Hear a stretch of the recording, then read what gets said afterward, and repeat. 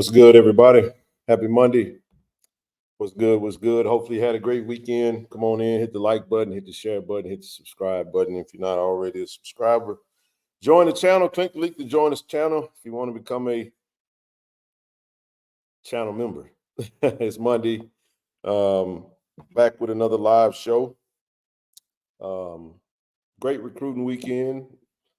A lot to talk about in a short time to do it. So, not promising this is going to be a long live show tonight. We're going to try to start shortening them up, make it short and sweet, keep the information hot and spicy, and continue to talk about what we love to talk about, and that's our Jack State Tigers, man. Huge shout out to just all the athletic programs right now, just playing extremely well.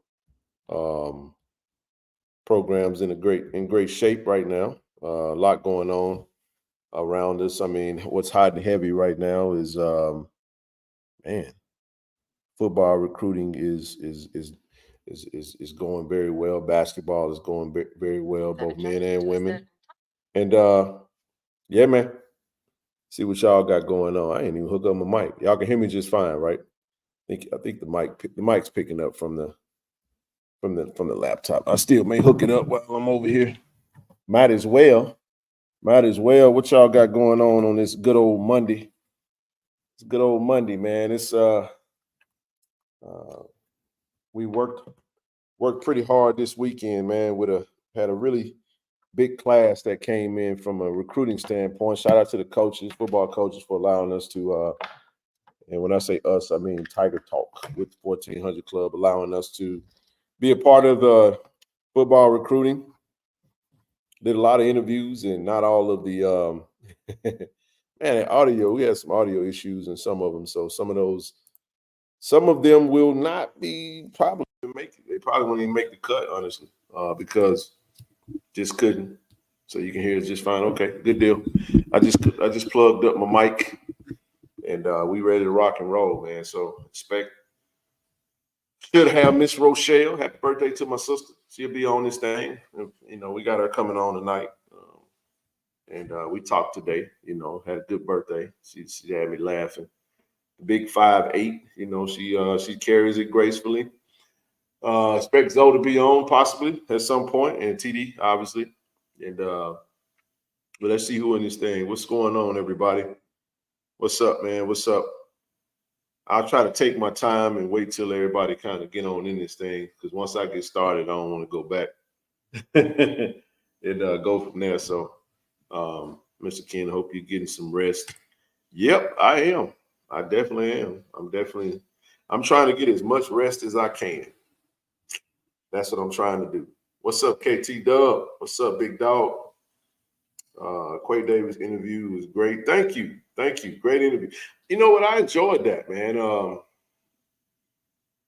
New layout for Tiger Talk. I enjoyed that, man. We tried to clean it up a little bit, give it a whole different look, and it was great to sit down with Quay. Very well spoken. We had his brother in this weekend on an official visit. His brother Ziggy, Randy. What's up, Randy? What's up, bro? What up, Boom? Man, I love the Christmas photos, bro. Good stuff, man. I just saw that earlier. Good stuff, big dog. But Randy, what's up, man? What's up with you, bro? My brother up there in them Poconos. Good to see you, bro. Hey, big dog, love you too, bro. Much love to you, man. Hopefully everything going well with you and your family, bro. Brother Poe, good talking to you today. Ready to get that thing rocking and rolling, man. For real. What's good, DJ Soldier in the building, man? What's cracking-lacking? I'm excited to talk some football, man. I really love the recruiting efforts that's going on with the coaches. We're gonna spend some time talking about that, but like I said, I'm gonna hang tight a little bit and wait for the fellas to come in and come on up in this thing, and we'll get this thing popping. Got a couple of slides, man. I'll definitely put up, but I'll wait until they come up. But for now, we're just gonna I'm gonna do it a little differently, man. I'm gonna invite y'all up first. Let's do that. Well, there go TD. What's up, big dog? Yo, what's good, man? Man, you got it, brother. You got it, man. Just wheeling and dealing. Like what did you say? Rick Nature Flair. Who said that, man? Rich said that. Rich said nature Rick Nature Flair. I'll never forget it, bro. I'll never forget it. Oh man. People, man. Hey, good evening, everyone. Hope everyone had a terrific Monday. It's holiday season, man. I mean, I don't have too many bad days during this time, even when I'm not feeling the best, man. It's just something about the spirit in the air. But again, like I said before, I know it can be rough for a lot of people. Yeah, this is a time of the year, bro, where a lot of people deal with that D word that we don't like to say. You know what I mean? But it's a real thing for some people, respect to them. But this is, I think it's probably because of the winter. It gets cold. Sunlight is minimal. Very minimal, yeah. Yeah, daylight saving and all that type stuff, man. So I tell you what, man, it can make you lazy, man. So I've got to the point, man. I packed my gym bag. I remember back in the day, Kim, I can come home and take me a good old nap and go to the gym for 2 hours, man. If I come home now, hey, you can't do it now, bro. Come home now, man. It's over. Man, I swear, bro. It ain't. This ain't the time to do that right now, bro. I can tell you that right now, dog. I have to. I tell you what I do, TD. I use my alarm clock a lot. I can't see the chat. You can't. I use my alarm clock a lot, bro. During the middle of the day. I'm gonna turn this light down a little bit, y'all. If y'all don't mind, I can't stand this bright light. It's doing something to me. So I'm gonna just be a little darker. There we go. Yeah, I feel a whole lot better. Man, I ain't like that feeling, TD. I had that thing shining bright in my face, man. Let them know how you feel, man. We had a good time doing some Tiger Talk interviews. We'll get into some of it for what we can get into, and we'll expound on that, and then we'll kind of go from there. Hey, man, a lot of the people that follow us, I'm saying, that be in the chat, man. I mean, you guys are very kind, in tune, supportive group, man. And I don't take that for granted, man, especially, during this time, man. I mean, you have to be appreciative of what everybody do, man. It's a lot of good support, Ken. A lot of good support for what we try and do, man. Oh man, without question. Without them, we wouldn't be able to do what we do, honestly. I mean, we could do it, but it just, and this is where I'm at, TD, man. I don't even have the energy anymore to man, I just stay within what we do. It ain't, I used to shout out haters and all that type stuff, man. I ain't got time for it no more. We just stay busy, bro. Do what we do and let the rest take care of itself. Still got some more portal talk tonight. You know what I mean? The portal's still wide open. The coaches are really doing a good job of utilizing that time, TD, to take advantage of it. You know what I mean? And try to make sure that they got what they need. And I love it, bro. I love that. I had a great conversation today with Coach Quinn, Terenzo Quinn, the DB's coach, and just some perspective that he added in regards to his room. Pretty excited about that. TD fell off. He'll be back on, y'all. Don't worry about that. But yeah, man.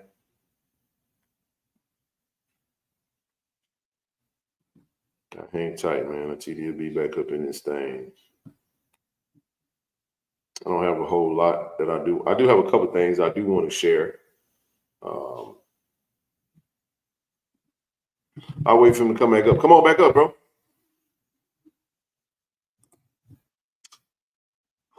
Man, we working, man. We just gotta get that sound, bro. I figured it out. So I tell you, I'm gonna go ahead and say it. So when y'all listen to the interviews, y'all have to forgive us for these round of like interviews. I don't want to plant a seed of doubt in your head. So just know that we're working. There's some things that we don't really that I wasn't too happy about in relation to some of the things that we did, right? So I just feel like the audio could have been a lot better. And then towards the latter too, I think the best audio that I heard was the Richard Mays Jr. Audio, and his audio was actually pretty good. But it was my mic. It was just trial and error. This is just something. Anyone that knows how you're using technological equipment, technology, and you're using camera equipment, audio equipment. If one little thing is off, it could throw the whole thing off. So yeah, he is, man. No, we don't need better equipment. We actually got state of the art. We got $1,000 worth of equipment, man. It's not equipment. It's operator error, and I ain't ashamed to say it. It's not the equipment. Trust me. And this is why I say that, because at the end of the interviews on yesterday, I was like, I'm not leaving out of this room until this damn shit is fixed, man, because it was bothering me. Now, the average person wouldn't probably know it, but if you know what it's supposed to sound like, you can't unhear it. You follow what I'm saying? Like you can't hear it. And I can't get, man, we got some stuff going on, man. I don't know. I'm gonna leave it alone. But TD, like I was saying, yeah, user error. That's exactly what it was. It was definitely operator error. It wasn't without question, because the stuff we got is on the band. Well, yeah, I mean, we'll be more than happy to get with them, but they're not. The band is busy right now. We'll get with them when they get done. Actually, we're good now. It's like this. Something ain't right. Man, I don't like that. Let me try this. And then you just keep toying with it, and then you realize it was just something simple. So it's not like we need to get a consultation or nothing. We figured it out, right, TD? We said how long after them interviews, man, to get that done? First of all, what y'all have to realize about Ken, man, he's very intentional about what he do. He like perfection, and he does things a certain way. He like things to be organized. He like things to go smooth. If he can't figure it out, he just going. And believe it or not, Ken do get quiet. He'll get quiet. He'll go into his zone, and he'll try to figure out what's going on. We sat there another 45 minutes almost, man, playing around with that sound system. And we tested that thing out probably about 8 different times, man. About 10, 12 times, man. I ran 12 different tests. Right. At the end, woo, figured it out, bro. Yeah. So just know we I'm a bit OCD, man, and it's I'm telling you, you can't. Corey like, bro, don't worry about it. TD like, it sounds good to me. I'm like, well, yeah, I think one of the speakers are working well, and then the other one wasn't. So the one I was hearing appeared to be fine, and then the other one, no. What I had was and blue filled me, blue was on. So I was using a different wire. So I was using a splitter cord. But if you use a splitter cord, then you have to connect both ends to whether you're running 2 receivers in this. So you have to connect both of them and run it all. And I was running it because we were so used to doing 4 people. I was using the same cord, but what was happening is when you use a splitter cord, it's only communicating to one receiver. Right. So you got the audio was coming through the receiver that was talking to channel, and the other channel was just picking up from over here. You see what I'm saying? It was like over here. And now, so what I did is I swapped out the cords, and then I did a single channel cord, and I ran it. It was so simple. It was like, but what happens is this is what happened. A lot of moving parts, a lot of changing on the fly. You know, the coaches. One time when we did some interviews, we thought we were at one hotel, and look, TD, we was at the other hotel, so we got to pack it and run. Then we got to hurry up and set up. And then once we get set up, the coaches are like, "Hey, bro, we on the schedule, dog. Y'all ready?" We like, "Hold on, man, give me 5 minutes." That's why I can say it now. That's why the first round of interviews, you only had the banner in the back, the little middle banner. It was like, we ain't got time to put the big banner. We got to roll. Yeah. This time we got the banner up, but the audio was off. But because we started setting up in one room and had to move to the other one. So now I can assure you, we got another group coming in on Wednesday. Those round of interviews would be perfect.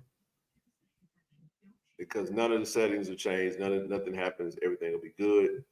And trust me, y'all gonna love it. And this is just all the December woes, because I'm telling y'all, we're gonna take that thing to another level. And this is what leveling up looks like, man. It takes work. And those are people I don't understand. I mean, eventually probably gonna change, but as far as what we trying to do, kid, you pretty close. Yeah. For what we're trying to do, man. I mean, I think we're the only team that really doing this, man. And actually the recruit love it, the coaches love it. And we're definitely trying to keep, Tiger Nation in tune to what's going on. And man, and I'm telling y'all something, y'all have to keep after showing love, showing support, showing the wants of these commits, man, because that's every last one of them. The first thing they say is, hey, man, the love that we received on social media from Jackson State fans once I say I got an offer or say anything pertaining to Jackson State, he said they social media go crazy, man. Mm-hmm. So just know, it takes a village, and everybody, from my understanding, is out there doing their parts. So now they appreciate that. We appreciate that. It makes it easier for us as well. So well, here's the thing, man. I'm gonna say this. I know Zoe always says Black folks devalue Black things, but I believe in us as a people that whenever we're surrounded by things that I say it this way, TD, whenever we're inundated in Black love and Black support, and when I by Black, I mean HBCU, it makes those kids value that, because what's happening is, see, they look at the engagement and they compare the engagement. They compare the engagement from that HBCU, i.e. Jackson State, versus, man, these other schools. Man, I dropped that offer, man, and they did all right, but man, Jack State go crazy, man. This is, and when you shower a young man with this love that's coming from his own community, if he be an African American student athlete, no discrimination to any other nationality that play football. We want everybody, all nationalities, color, creed. We got a female on the team, all that. A young lady on the team. Let me say it that way, because I know some people don't like the female word, which is okay. But my point is, in a world where people are consistently trying to kick HBCUs down because that stuff that happened publicly with our previous coach exiting, it gave people it gave some anti-HBCU, black people for the most part out on the internet, man, a license to go at us and go at our neck and stuff, and always feel like they can kick us and throw us down. And you know what, TD? The world is so okay with that because they're so used to it and they're so conditioned to it. But it's almost like us loving on us and us highlighting us is almost like the thing that's abnormal. Love should be the norm, right? So, man, we be doing our thing. So continue, like TD said, continue. TD gonna have to get a Twitter account at some point. We're gonna work on that because I want him to be able to see that. Because what he don't know is that, again, I only got on Twitter to follow JSU recruiting. I did. I was so anti-Twitter, TD. You would have never believed that I didn't. I was like, I ain't getting on that app. I don't give it, because I don't really care about celebrities like that. I was like, I don't want to know what people think, man. I don't care about that. You know what I'm saying? But then I was like, I got to give a shout out, and I'm saying this, shut up. You know who our recruiting coordinator used to be? Coach Brady Ackerman. He was running back for Florida. Played behind Emmitt Smith. He was under Coach John Hendrick staff. And he would get on Twitter and he'll go boom.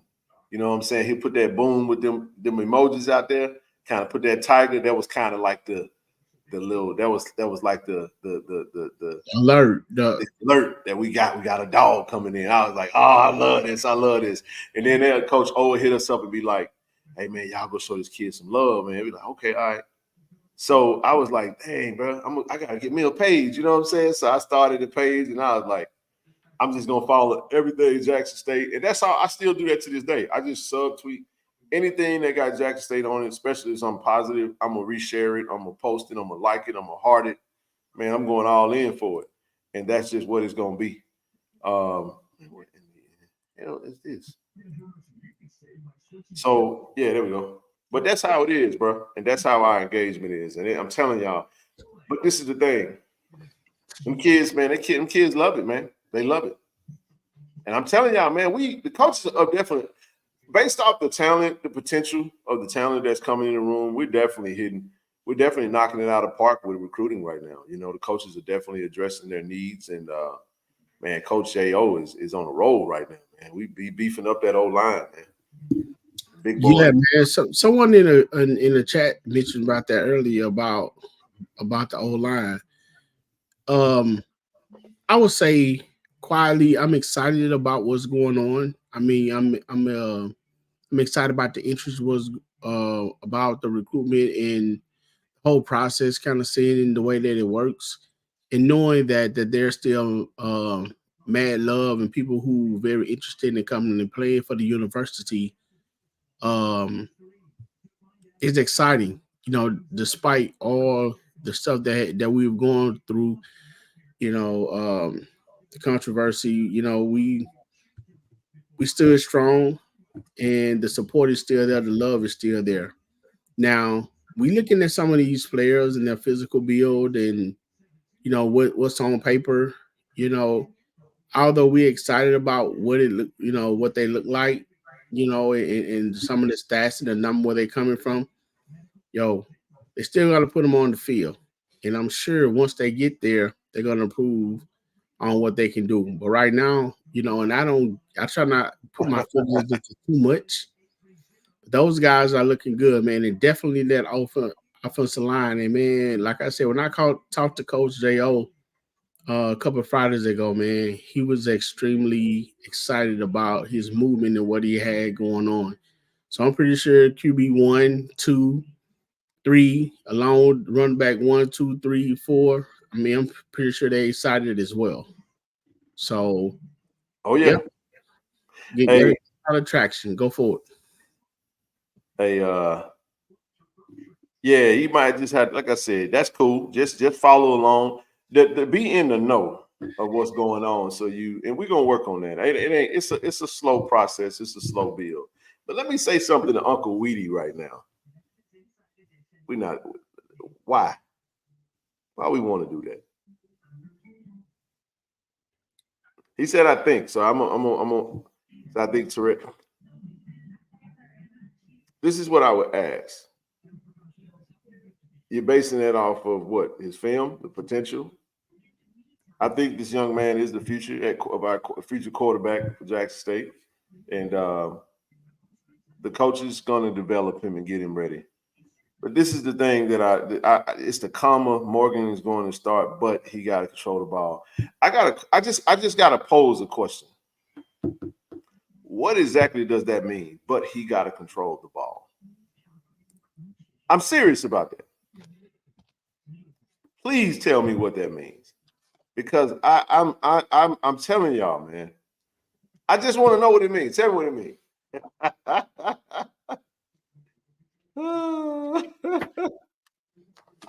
Well, you know. Let me tell y'all something. All this projection of ain't no quarterback controversy, man. In my book, it's not. It's clear right now who you go into this. I mean, now if something happens from lack of production or somebody get hurt, then obviously that's the case. But whatever. But it's just my thing is this right here. This is what we do as fans. We like somebody, TD, and we have all the optimism that they can do what we ain't seen them do. And then it's like we forget what we saw and we just kind of create a whole reality. This is what here's another one. Let's see what he can do. We know what he can do. Y'all about to. I don't want to go upside somebody and come down each other. Let me just go ahead and yeah. I wouldn't. First of all, I wouldn't even. I wouldn't. I'm going to entertain the TD because this comment is. I just want to. This is what I'm trying to understand. Jacoby Morgan is a 68% accurate passer. He threw 10 touchdowns and 1 interception. One. And the 1 interception he threw, TD, was an offsides at UAPB where he thought he had a free play and he took a shot downfield. Which it should have been. It should have been 0 because it should have been a flag. I have watched this kid not put the ball in harm's way. Please tell me what football games y'all been watching. I don't get it because I'm just like, what the hell y'all talking about? I'm sorry. I'm done, TD. I'm done. I had to touch it a little bit. I'm sorry. Well, you run for 6 touchdowns, throw for 10 touchdowns. In 4 games you start, you only finish 3 of them. You don't finish the 4th game. And you know what I mean? Like a couple of touchdowns, couple of games he played in, but started 4 games. And it just blows my mind that we always have this infatuation with the quarterback that's not on the field. That's been the history of Jackson State since before Robert Kent. That is our history. So I'm not going at nobody. I'm not saying anything about your feelings or your opinions and all of that. But my question to anyone is this. If you got a QB1 that was in the game and was balling, he got a shoulder injury, come back in, and he threw a damn touchdown to DJ Stevens, got 3 tugs against Alcorn, goes down, and we lose the game.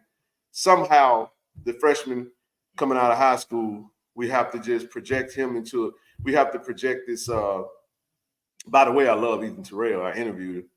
Big fan of the young man. I just want to see Ethan Terrell get in the system, learn what he needs to learn, get stronger. And when his number's called, I'm sure he'll be ready.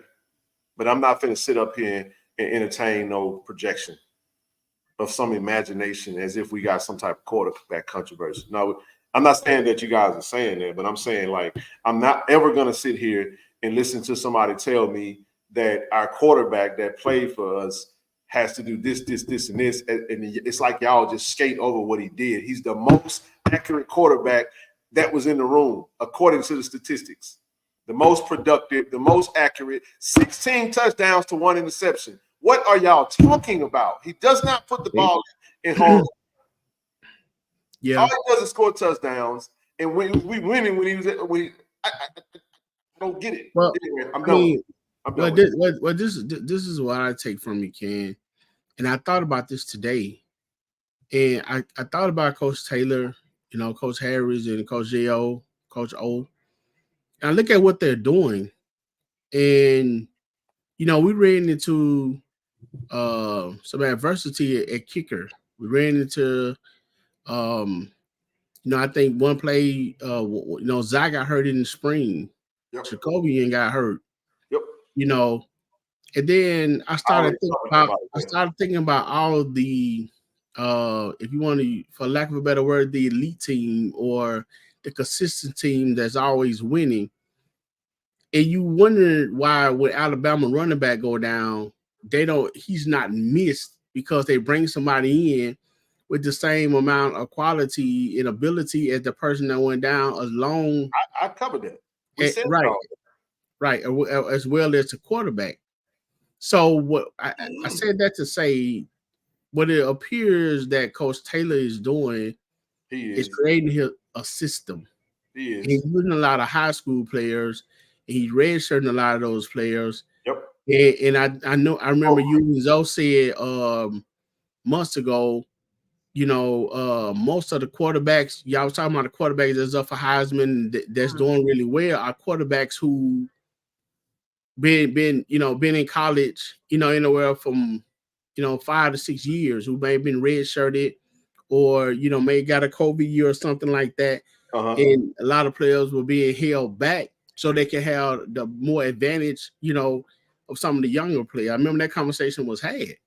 But with that being said, if you constantly create this pipeline of great players in different positions, especially the skill position where you need, if God forbid something happened to one person, you have a next person there to continue the pipeline on when they graduate.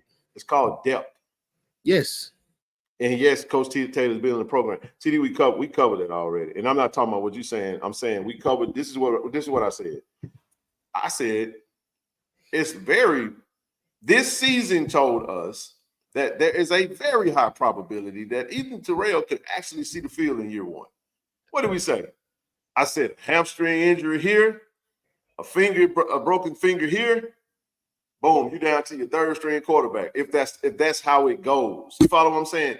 What we're saying is, based off of the way the season ends, Jason Brown leaves the room, Ethan Terrell comes in the room, Grayson leaves the room. I'm not sure about Phillip Short. If he stays, goes, I think he stays. You're talking about 3-star, very talented kid comes into the room. You got Jacoby, you got Zai. No thoughts that Zai's gonna go anywhere. So this is my point. Absolutely, he can play, but that's a whole different conversation than saying, "Oh yeah, he can start," but I think this kid right here is gonna be the one. It's almost as if we've imagined some type of he's gonna dip in production and this guy's gonna take over. Now that's possible, but again, if it's all imagination, then then it's a non-story. Let's not even deal with it. You know what I mean? Because yeah, Ethan Terrell, I'm a huge fan of it. All I'm saying is that we don't have to do that. That's my whole premise of what I was trying to say. It's unnecessary. It's a moot point. It's unnecessary. But then what happens is I'm gonna be very clear what I'm talking about. I ain't talking about Coach Taylor when I'm talking about what I'm talking about. I'm not talking about him developing a program. I'm not talking about anything other than that I'm not going to sit up here and allow Jackson State fans to muddy up the production that we just saw 1-5 put up in a short period of time. We're talking about a kid that ain't got a full season in game time reps. And when he got the ball, TD, he proved a lot of doubters wrong. And I thought he had a phenomenal season. We looked at his stats already, and that's how I can give them to you. He was, he didn't get to 1,000 yards, but he was in there 4 games. So based off the 4 games that he played, 800 yards, let's say he played 11, what does that project? I mean, you're talking 2,800 yards, maybe close to 3,000 passing, or maybe you go 2,700 yards, 500 rushing. Who knows? That's not how it happened. That's the quarterback you want to see get. Because we'll be like, man, Jacoby got to get better, and it's like, duh, everybody got to get better. But when people say that, it's almost as if there's some insinuation that we saw not a lot of production. I'm like, what the hell are y'all looking at? And that annoys me, bro. That's why I'm saying it. And I ain't talking about nobody in the chat. Me and Zoe have had this conversation. I get sick and tired of hearing that, bro. I know football. I've watched every single game. We was at all of them. You're not going to sit there and tell me that we didn't see what we saw. When you got a quarterback that I don't care about the play calling at this point. All the quarterback can do is run the plays that's called, right or wrong.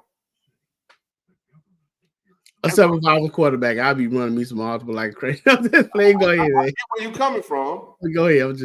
I get where you're coming from, but here's my point. That everybody got on here and talked about how the play calling was terrible all season. Whatever, right? I personally believe that Jason Brown, we didn't see the best version of him because of that. One can make the case that really affected him. The type of quarterback that he is. Not a running quarterback, he's a pro style. We all knew that. You see what I'm saying? Man, you would tell me we ran a bunch of slant routes for Jason, that would have helped him a lot. I think so. Added a few more extra things. I'm not knocking Coach. We already done that. I ain't going down that road. But my point is, players can only do what the coaches in system have them do, right? Within that system, he showed us pretty damn good stuff. And we saw a Joker that he wanted to play. It's Alcorn. He ready to go back. Showed to her, he won to 119. He like, man, look, I'm ready to roll. I'm trying to beat D-boy.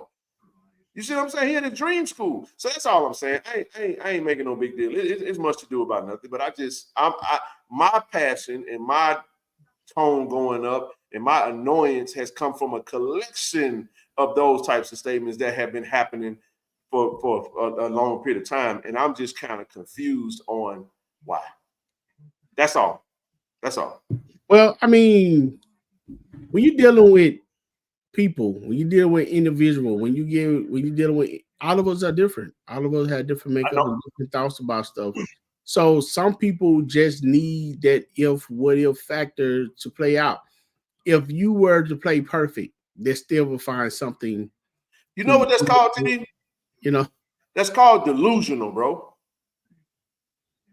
So just, you just said if they were perfect, they still have to have a what if situation to like. I'm not. Let's move on. We ain't got we ain't gonna do that. And you're right though. You're right. I'm just sitting up here like, come on, bro. Shador was 72%, and you know, he was 68%, and he went up to 72.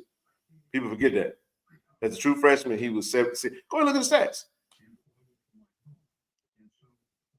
He was 68% in year one. The average SWAT quarterback, don't believe me, go do your own research. The average SWAT quarterback TD teeters around 55 to 58% passing. Go take a look. Don't believe me, go take a look at it. Go find your best quarterback that you could think of. Name a quarterback in the country. Now, this year was probably because of the offenses. I mean, you might have saw a little bit more higher percentages for some. But let me show you something. All right. Celebration Bowl, TD. What do you think the young man who is playing in Celebration Bowls percentage for passing is? Yeah, that's me, man. Oh, yeah. Marvel. He's trying to drink some water. Yeah, I know. No. My question is, so I'll just give it to you. 59.7. Starting quarterback for Howard in the Celebration Bowl. Let's look at Jeremy Musa real quick. He might be a little bit higher. Let's see what Musa. 57.7, TD. The SWAT Offensive Player of the Year is 10% less. Now, he threw more passes, so one could say, okay, well, you know, da-da-da-da. But that goes back to even his own fans talking about how he missed a lot of wide open passes. He missed a lot of players that the plays be there, but he's missed a lot. Last year, Jeremy Musa was 57.3. This year, he was 57.7. So when I say that a player is teetering along the lines of you get what I'm saying? You see where I'm coming from?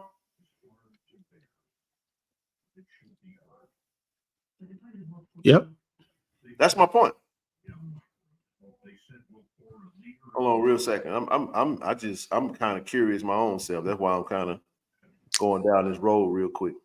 Now, I will say this though: the young man that came in and played for Alabama State was pretty good. He had a 64% this past season. Let's look at Grambling and Southern real quick. Let's look at Miles Crowley. Miles was 60% passing. It's pretty solid, right?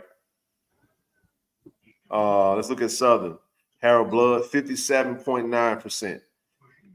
Noah Biden, 51.2%.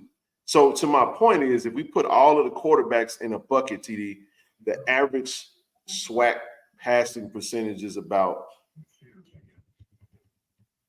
59%, 58 to 59%. Our quarterback is throwing 68%.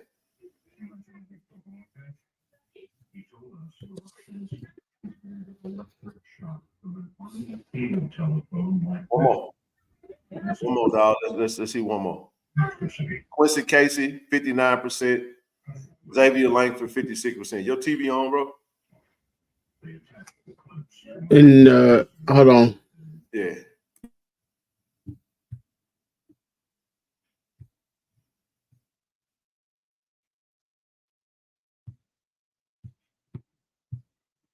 One last one. I'm gonna look at Aaron Allen real quick. Aaron Allen, 63%, 64%. Pretty good. Aaron's up there. He's pretty high. So he said, not making a cocktail. Nah, he probably poured some water and so I don't think Yeah, man, I'm telling what you can get from that guy. Nah, that was water. Just stirred up a hot time. Hey man, Bruce, my sinus had me trying to get to me, bro, but I'm good now. I'm good. But you get my drift, man. You get my drift. Yeah, man. It was a sample size, and even with it was what it was, man. So he actually did had a pretty good little sample size. It's like I said, man, I'm learning about every day you learn something.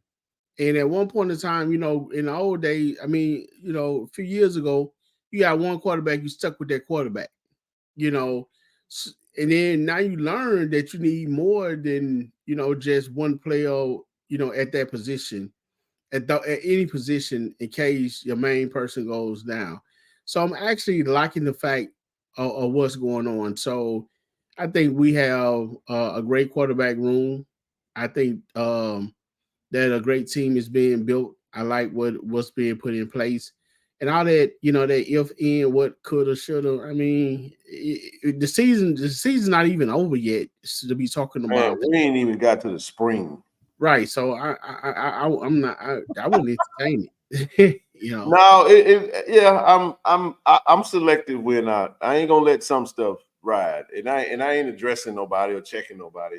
What it did do is it just sparked up something that was in my head that I wanted to talk about. I'm telling you why, because it ain't just that comment; it's several comments, and I'm just trying to understand what are y'all looking at, because the damn show ain't the stats and statistics. Oh, I guess it's the eye test. It ain't the eye test neither, because I don't know what y'all looking at.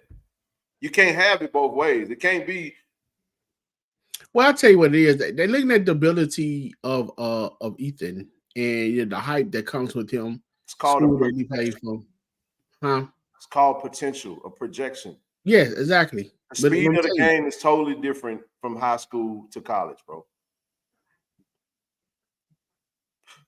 The speed of the game is totally different. It's not the same. And again, it's nothing wrong with being optimistic and excited about the potential of Ethan Terrell. I absolutely love it. I'm a huge fan of him. You see what I'm saying? The kid is a winner, and he's coming, bro. And then too, have you seen this offensive line, bro? Bro, Louisville got a 5-star now, offensive lineman, bro. So we interviewed 3 of his offensive. Well, one of them was already here. 2 of them we interviewed, and then one of them's a 5-star. I'm like, bro, you got one of the best damn offensive lines in Texas, bro. And that's why J.O. was like, bro, I couldn't believe.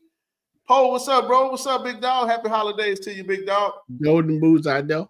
I couldn't believe. He's like, man, I couldn't believe this was a high school offensive line. So what that tells you is this: the future is bright, like you said, TD, for Jack State football. If you got that young man throwing the football and you put that big old monster, that monstrous offensive line, put the big man lead the way, man. Speaking of monster offensive line, man, great interview. That tag team interview that you and the Corey C did with Quay Davis. Man, that every time I'm starting to see something on that young man, I'm getting more and more impressed with what he has to say and what he does. And like I said, to see him come from where we saw him on the campus over the summer, just moping, just going through his day, to being the outstanding player that he was on the field. Was he moping though, or was he just? He went in a hurry to go nowhere because he had nowhere to go. It was the summer, so I understand. Right, when you say moping just put folks in the mind frame that he was. Yeah, he was just being himself, man. He just Quay had on his beef flappers, man, his socks, man. Trey was chilling, man. He wasn't saying much. Kind of spoke. But Yeah. man, when that guy get on the field, and those type of players and something that level, they let their actions speak on the field. So I'm very impressed with the young man. Like I said, great interview that you and Corey did with him. He was very honest. And one thing that he said, well, a lot of stuff that he said I like. One of the things that stands out to me when you speaking on his brother, he said, I want my brother to be himself. I I love don't that. want him, you know what I'm saying? I don't want him to be Quay's little brother. You know, they called him Ziggy. Ziggy. Xavion. Xavier. So, you know, that was very impressive, man. And it appears that they have a tight knit family and they're very supportive. Like he said, whether he come or not, man, still my brother, but I want him to make his own decision. Corey interviewed Ziggy, and one of the things he said, TD, was he said, man, I was here last year on my brother's official visit, and now it's just kind of he's back and he kind of, doing the same thing again, just kind of on his own, and I thought it was really cool when Quay was like, yeah, he probably want to be opposite of me because he kind of want to do his own thing. But at the end of the day, he's kind of one of those, coach told me he kind of slipped under the radar. His brother did, and then the other young man, I forget his name already, but I know he's a 3-star. Got quite a few offers. He's going to take some more offers, make a decision in February. But I'll say this: the coaches are doing just a fantastic job of reeling in talent, a good collection of like you stated. We have a program, man, and talking to the DB coach, talking about building a program, building a culture. You know what I mean? Blue collar, hard work. You know what I'm saying? Having that full level, of depth, next man up mentality. You know what I'm saying? What's good, Blue? And it's good to see. It's good to see it all kind of play out. And what I would also say, even to the players and to the fans, like I addressed the fans, Tiger Nation a moment ago about continue to show love to the players. I mean, whether they leave, whether they stay, whether they come in, whether they going. I mean, these are young men. Saying let's respect. Let's stay in our respective place. As far as how we address them, whether they leave, whether they stay. I mean, it is what it is. There's choice. So let it be. Like you always say, Ken. We want who want to be here. We want who's in the room. It appears again, the way the coaches are going, those guys are coming in, all the shenanigans and all the other stuff is gone. Now we straight to JSU football. So it's love. But with that being said, I noticed even with the young man we talked to from Memphis and just even a lot of the recruits, they speak on the love in the fan base of Jackson State. Even some people that have gone to Power 5 schools. I mean, they talk about the support that they get from Jackson State fans is outstanding and like none, saying like none other. So the exposure and everything is going to be there. Support and love is going to be there. So, come on in, man. Come on in. Let's continue to do what we do. Absolutely. Hey, Rochelle, how you doing, sis? Before we, Michelle. I want to say something before you hop in there. This comment right here, I think Coach has already went about to make some changes in that right direction. It was announced today by Pro Football Focus. Mr. John Bryce himself, 20 plus years in the game, man. If John put it out there, it's probably you could take it to the bank. But it says sources, storied HBCU program, Jackson State lands top new offensive assistant. TC Taylor tabbing Jermaine Gales to the JSU offensive staff. And for those who don't know, Coach Gales is a wide receiver coach at North Carolina Central. He's current head football coach at Lincoln out of Missouri. And he's going to be joining us not just as the wide receiver coach. As for those that don't know, Coach TC Taylor did replace the wide receiver coach, Coach Bryson Abraham. Appreciate Coach Abraham and his service at Jackson State, and so he's going to be bringing in Coach Jermaine Gales. And not only TD and Michelle is he going to just be the wide receiver coach, but he's also going to be passing game coordinator. So I did have a conversation with Coach TC, and I will say this right here. He's very in tune with the offense, what happened, what didn't happen, what said, what how folks feel about it and all that good stuff, what he wants to do, what he wants to see change. And all I would say is just trust me. He will. That's why this young man is coming in. Young man. That's why we bring in a new coach. Hey, Ken, you say he's the passing game coordinator, bro. Okay. That means you have another coach in the room that's going to assist with play calling and route trees and the passing game coordinator. You know for those, it's coach. You got your head coach that's / wide receiver coach / offensive coordinator. You got a new passing game coordinator with a wide receiver coach, and you got your offensive coordinator in Coach Mo Harris, who also likes to coach wide receivers. So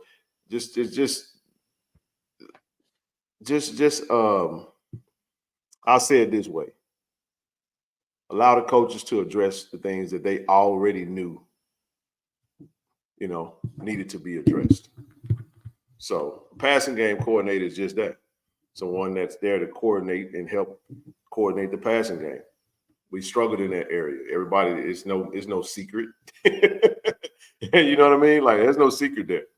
But it's just, that's what it is. So it really, you know what I'm saying? It's just kind of like, for those that, I guess the nerds of the game that love that, it's like understanding things like down and distance, just all the little nuances. Remember when Justin came up and we're talking about all the little, remember the interview yesterday? Mm-hmm. Yeah. He going to be excited about a coach like that. You get what I'm saying? Because that's a coach that's going to help you. I mean, it just comes down to what they want to do. You get what I'm saying? How it's communicated, how they develop the receivers, route trees, what are we going to do? Situational football, how to attack different defenses. All that is just another extra set of eyes to help go put on. It's not just all on one person. Yes, we're hiring a special teams coach. We already said that on another show. Just in case if you didn't catch it, yes, we will be hiring a special teams coordinator. Everything that you guys said we needed, the coach know it too. I don't know why people be acting like the coach don't. You just can't make changes in the middle of the season like that because coaches are on contracts, bro. Oh, we gotta fire everybody. If it was up to Jack State, we wouldn't have no damn coach. We have 2 coaches every year. We have to start over. It's true story. Because you can't make mistakes at Jack State.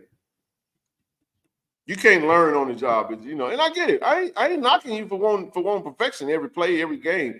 Hey, you ain't getting no gripe out of me. But is it really realistic? Sometimes you're gonna have to take your lumps, as CD stated earlier, as you're getting ready to build and as you're building up your program. Let that man go. What's up, big dog? Hey, you, baby. What's up, man? Mr. Mulligan, what's happening, baby? They got the whole crew up and down, man. Mr. Riley jumping in this thing. What's really up, Jesse Riley? What's happening, bro? Miss Rochelle, what's up, baby? How you doing, boo? Happy birthday to you. Happy birthday to you. Happy birthday, dear Sherry. I can't with you. Happy birthday.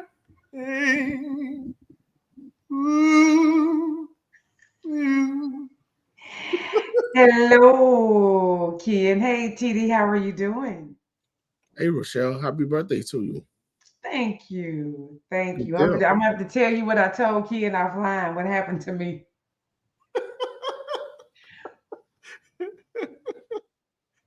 Oh man, what you got, Rochelle? Oh no, Rochelle, hell no. You can't go. No. TD, I gotta tell you, that's offline, 100% offline, bro. Whoa. I had this, I wasn't paying attention. I was reading the comments. And then I thought you was finna go there. I was, whoa! No, Y'all know what we were talking about. Y'all understand. Hey, everybody. How y'all doing? I celebrated. That struggle serenade. I celebrated 58 on yesterday. I do not take it for granted. So thank y'all so much. Now, if y'all clip that, I'm going to block you on Twitter. Nah, I messing with you. Nah, but go ahead, Mr. Share. Hopefully you did have a great birthday, but I'll let you share whatever you'd like to share. I did. Miss Aqua, I'm saying that right? I left you a message in on your Instagram. Could you please check that and get back with me as soon as possible, ma'am? Thank you so much. I asked Ken today if he will let me speak on something that's close to my heart for my birthday. So y'all know I have a nonprofit called Creative Wonderfully that's also a 501c3. And even though I do therapy, and therapy, quote unquote, is secular, it is a calling for me. So what I'm asking, I'm going to put my for my birthday, I'm doing something on Facebook. I'm doing a drive. I'm walking the streets of my little town, and I'm asking people to partner with me because I would like to help 25 people. I wish I could go outside of California for therapy, but I cannot do therapy outside where I'm licensed. But I want to do at least 25 people that need help but don't have insurance and they can't afford therapy. If it was up to me, I'd do it for free, but I also have to sustain myself in my business. So the way for me to do this, I asked Ken for my birthday if I could put my link in, and if anyone would be so kind to donate to Creative Wonderfully. It is a 501c3, so whatever you donate to me, it will be a tax write-off for you guys at the end of the year. So I'm going to drop the link, and it's my desire to help 25 people that can't afford therapy to give them a waiver, meaning that I do something called a sliding scale. And because I think people do need to put some blood in their own healing, but I would ask them what is it they can afford. And with the money that I get, like all my birthday money I got yesterday, I'm donating that towards helping people. So I'm going to put my link in, and Ken gave me permission. If anyone would like to donate for the cause, I'll be most appreciative. And I'll actually end up letting you guys know how many people I was able to help with the donations that I received from this channel. So I'm going to put the link in. And if you have any questions, you can let me know. If you want to talk to me outside, if you're on Twitter, I'll put my phone number, my business phone number in. If you have any questions, you can give me a call. So thank you so much. And Miss Aqua, please check your voicemail because I need to talk to you if possible tonight. Or definitely by tomorrow morning. Thank you so much, Ken. Hey, no problem. Let me say this. What's up, Zoe? What's up, TD? What's up, Rochelle? What up, Zoe? So like Rochelle said, she called me. Let me summarize this thing. It's her birthday, right? I remember on the show one time, it was Zoe's birthday, and we dropped that cash out. He's like, yeah, look, everybody hit that cash out, go bless bro, and yada yada yada, right? We talked. I think it's very honorable for her to take her own birthday and dedicate her birthday to helping others.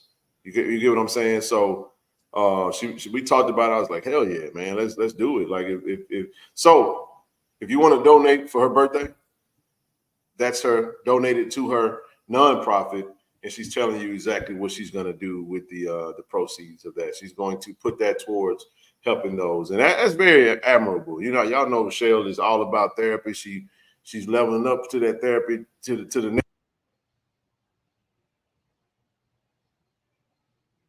You're on mute. We can't hear you. Okay. I just did something real stupid just then, and I messed with my own button. But anyway, like I said, she's leveling up in her therapy, and she's definitely looking to try to bless some other people. So just hit the link, man, and donate whatever you feel in your heart, and just consider it a birthday donation to her, because what she's going to do is take those funds and use them for what she just stated. So, and Ken, we're on Givelify, so if they just look up Creative Wonderfully, they'll find it there as well. Yeah, a lot of times people donate, they dedicate their birthdays to a cause, and You know, I plan on doing the same thing. I got a cause that I'm gonna let Zoe rock out because y'all don't know this coming down the pipe. I only told one person, and that was KT Dub yesterday. And I'm gonna put this out there because I am going to do this. We will be doing a fundraiser. We do have, I'm gonna just go ahead and say it because Trent jumped on here recently and said it. We have a KC-1400 media NIL collective that we got going. It's out there now, all right? Around Blue and White Week, towards the end of, the portal's gonna open, and there'll be another time because the portal is gonna close January the 2nd. It's gonna open back up April 15th, close April 30th. Jency got to holler at you, Zoe. So those that are already in the know of what we do and what we got going on and the information that's there, not only do I want to do a fundraiser around that time, Blue and White Week, which is close to my birthday. Portal closed around my birthday time, April 29th.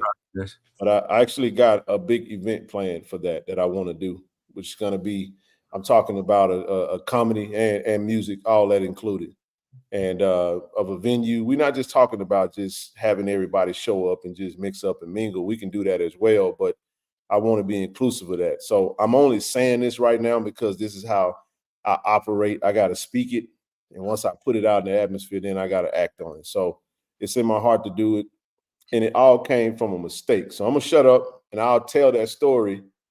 Not a mistake. It came from an IG comment, TD and Zoe.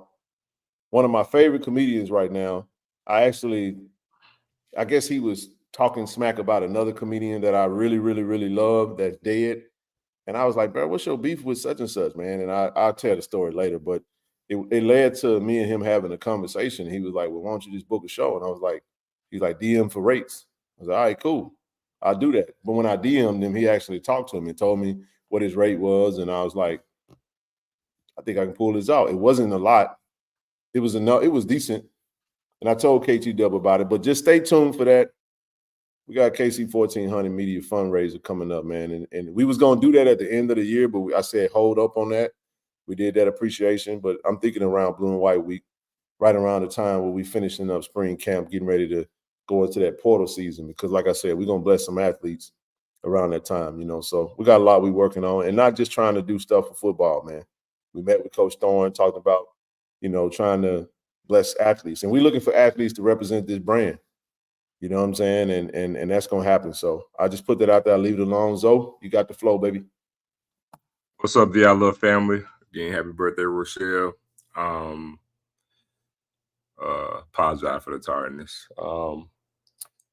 But yeah, man, I was actually checking you guys out. I heard you guys talking about the quarterbacking. We got Ethan Terrell coming in. Saw that too. One point I did want to make in regards to that, not to go too far back into the show, that I think everybody kind of glossed over. I understand that we could have a high ranking or high profile recruit, but if you actually were to go just look a history over the SWAC, and we can actually go back to, let's just say, the past 20 years. We could say 23 years, since the year 2000. How many freshmen came in, started from day one? It ain't a lot. You count on one hand. Yep. The point I'm getting at is can it happen? Yes, it can, but it's more of an anomaly than anything. And a lot of times it's done by happenstance.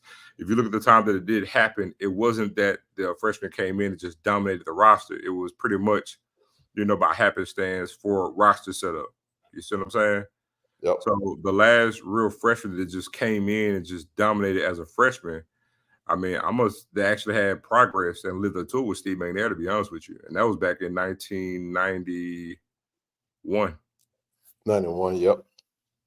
I had to remember that too, man, because I was talking to Richard Mays about that yesterday. And I was like, man, I was in elementary when I went to go see Steve McNair. But I don't know why. I always think, when I think about Steve McNair, I always think about like 94. That was his final year. Yeah, I'm saying we always think about the last year, but it was like, no, I saw Steve McNair earlier because I was 5th grade, which means I was 10. So it's 1992 was my first game. And McNair didn't even start game one. your freshman season. Robert Kent didn't start for TC Taylor was the head was the That was the quarterback when Robert Kent took over. So right? huh? Fedor did. But he said on one hand, you can count on one hand. Fedor was a different situation though. You know what I mean? But it still applies though, TD. Good point. So the thing is that and again, if you have a freshman come in and dominate, and then it applies to the makeup of the team, then yeah, you roll with it. But there's a whole spring to go through, so we'll get to that point at a later date. But man, kudos to the fundraiser you got coming up. Pretty much all I got, man. I'm late to the party. No, you good. You good. No, it was just a comment. Like I said, man, this is what we're saying. I think we can summarize it. I saw a comment back there that asked, it was like Ken said, how we looking in that portal? I know you know. I'm like, bro, we've been talking about that since for like forever. But maybe you just now tuning into the show. Yeah, we absolutely. I just said the coaches are hitting the portal very hard, very aggressive. I'll say this: we got a group coming in on Wednesday. 3 more offensive linemen, 2 more DBs,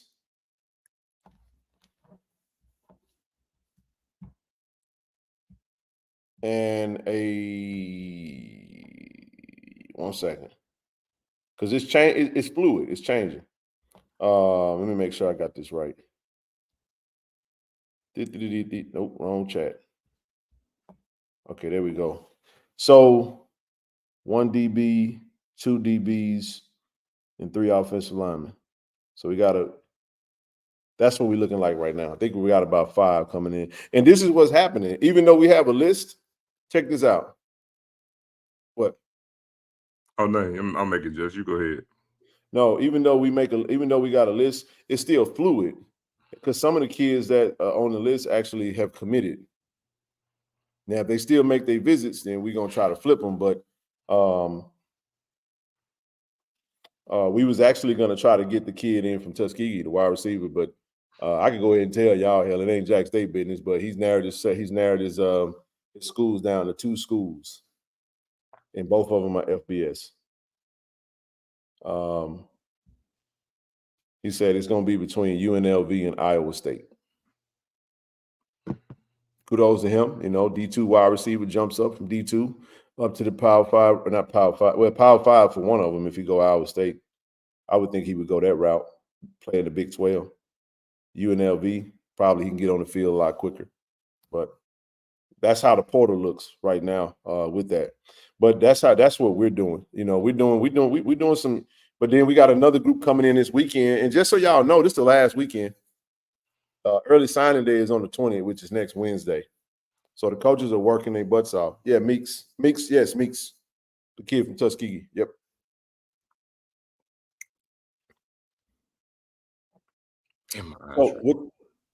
But with that being said, got a couple more things I do want to touch on while we're here. Michelle, I'm gonna drop this link real quick. Continue to drop your link. For those that don't know, if you just tuned in, the numbers just went up to 407. Happy birthday to our sister Rochelle. Yeah, man. She is on the platform tonight. She's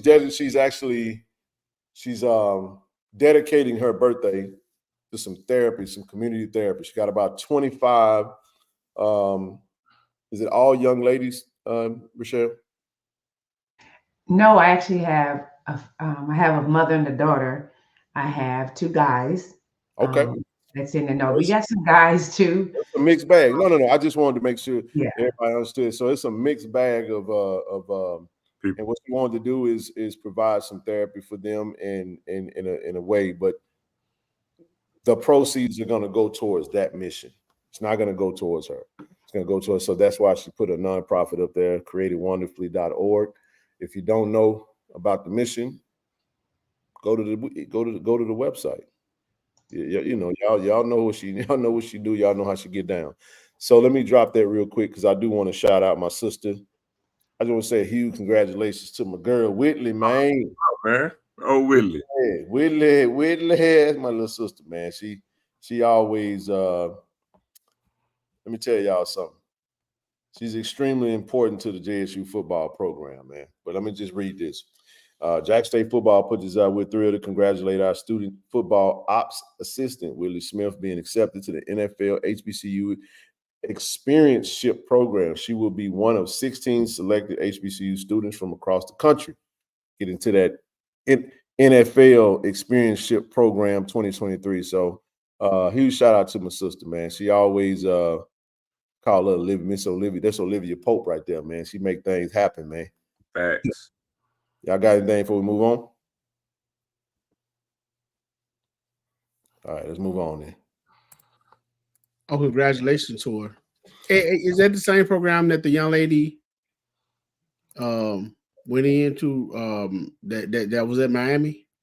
That left Jackson State? That was the trainer? Corey C interviewed her.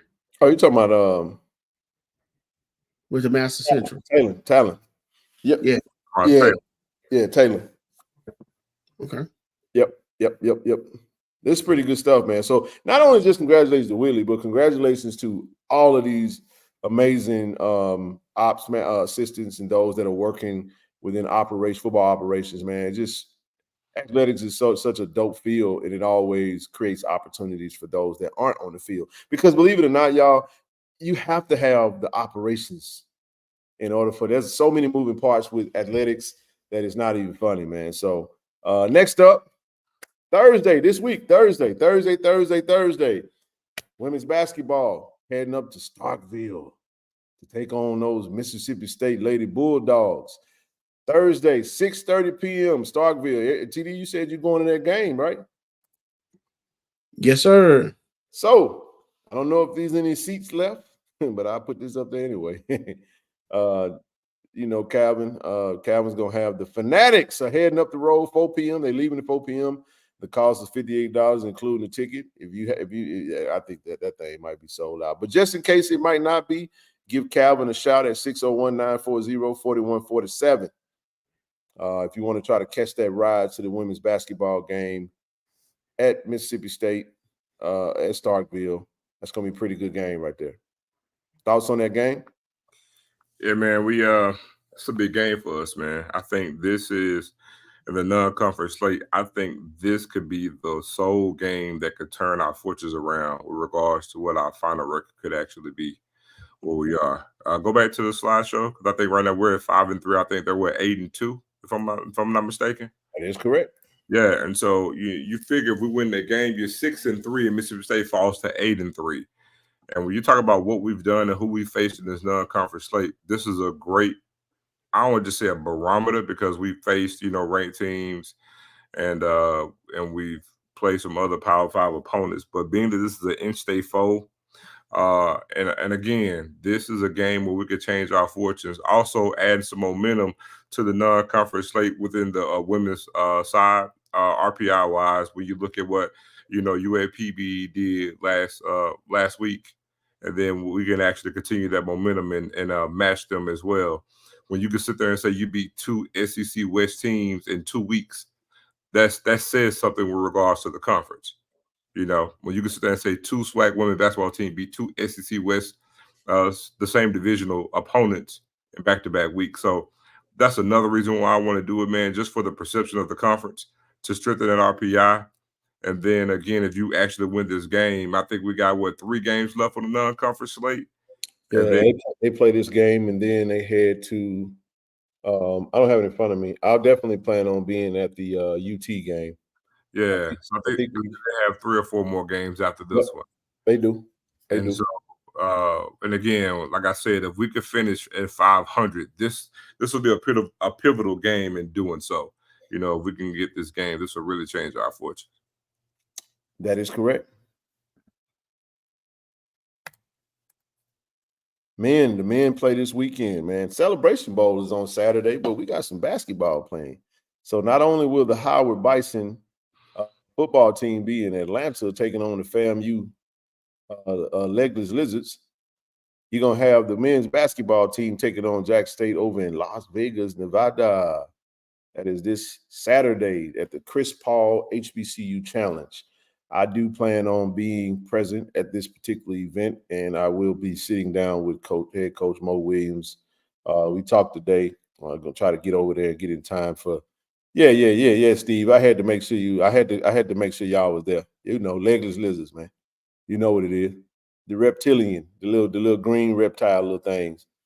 But anyway, I ain't gonna make it to the Celebration Bowl because Jack State ain't playing. I only care about the Boom winning the HBCU Band National Championship, and we plan on going up there wiping the floor with North Carolina A&T and taking home that trophy. But anyway, Saturday. Now that says 11 p.m. That's your time. That ain't my time. My time is 9 p.m. And then the next day we got North Carolina A&T at 7:30 p.m. your time. That's 5:30 p.m. Western Pacific Standard Time. So both of those games will be on ESPNU. Feel free to tune in if you ain't got nothing to do. All right. Late start, even out. Yeah, it's late. You see Mr. Mulligan comments? Oh, I know. I'm coming to it. They said we will be the bowl next year. We working. JSU, just stay unified. I like that, boy. Hey, man, put that on a t-shirt, man. Put that on a t-shirt, baby. Hey, man. Hey, might be a little breaking news, huh? Okay. That JSU just stay unified is fire. Yeah, Irv. Yeah, I mean, whether Irv is staying or leaving, it's still we, because he's still Jack State. You know, once Tiger, always Tiger. So, you know, you're always gonna be a JSU fan. Hey, Irv, man, it's happy to get your cousin KJ over in the fold. KJ Chisholm commits to Jackson State, wide receiver out of Buford. Man, we're getting all kind of Buford talent. Kobe all mad at us because we over there in his backyard stealing all that talent. But it's a family affair, Kobe, even over there in the low country. Somebody said the Giants win. That somebody really care about the Giants on here? Man, the Packers lose good for me. Oh, okay. I feel you, man. Breaking news. Where? I'm not going.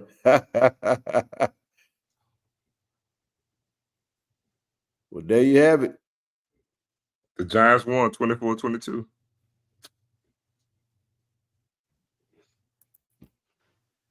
Man, Mr. Mulligan will be carrying out. Look at that. All right, man. We'll open the chat up. Oh, come on up, man. Mm-hmm. Give Mr. There it is.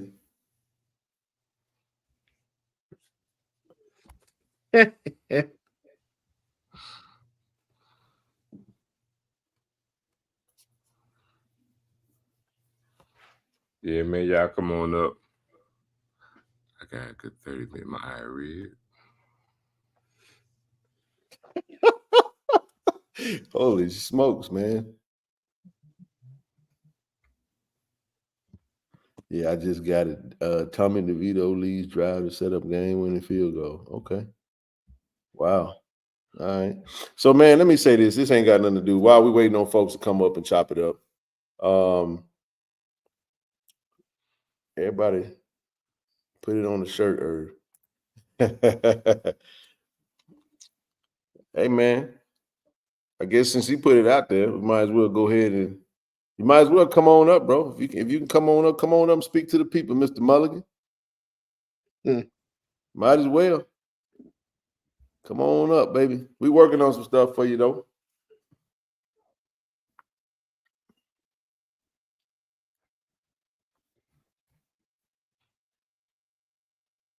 Man, y'all see that Shohei Ohtani contract, right?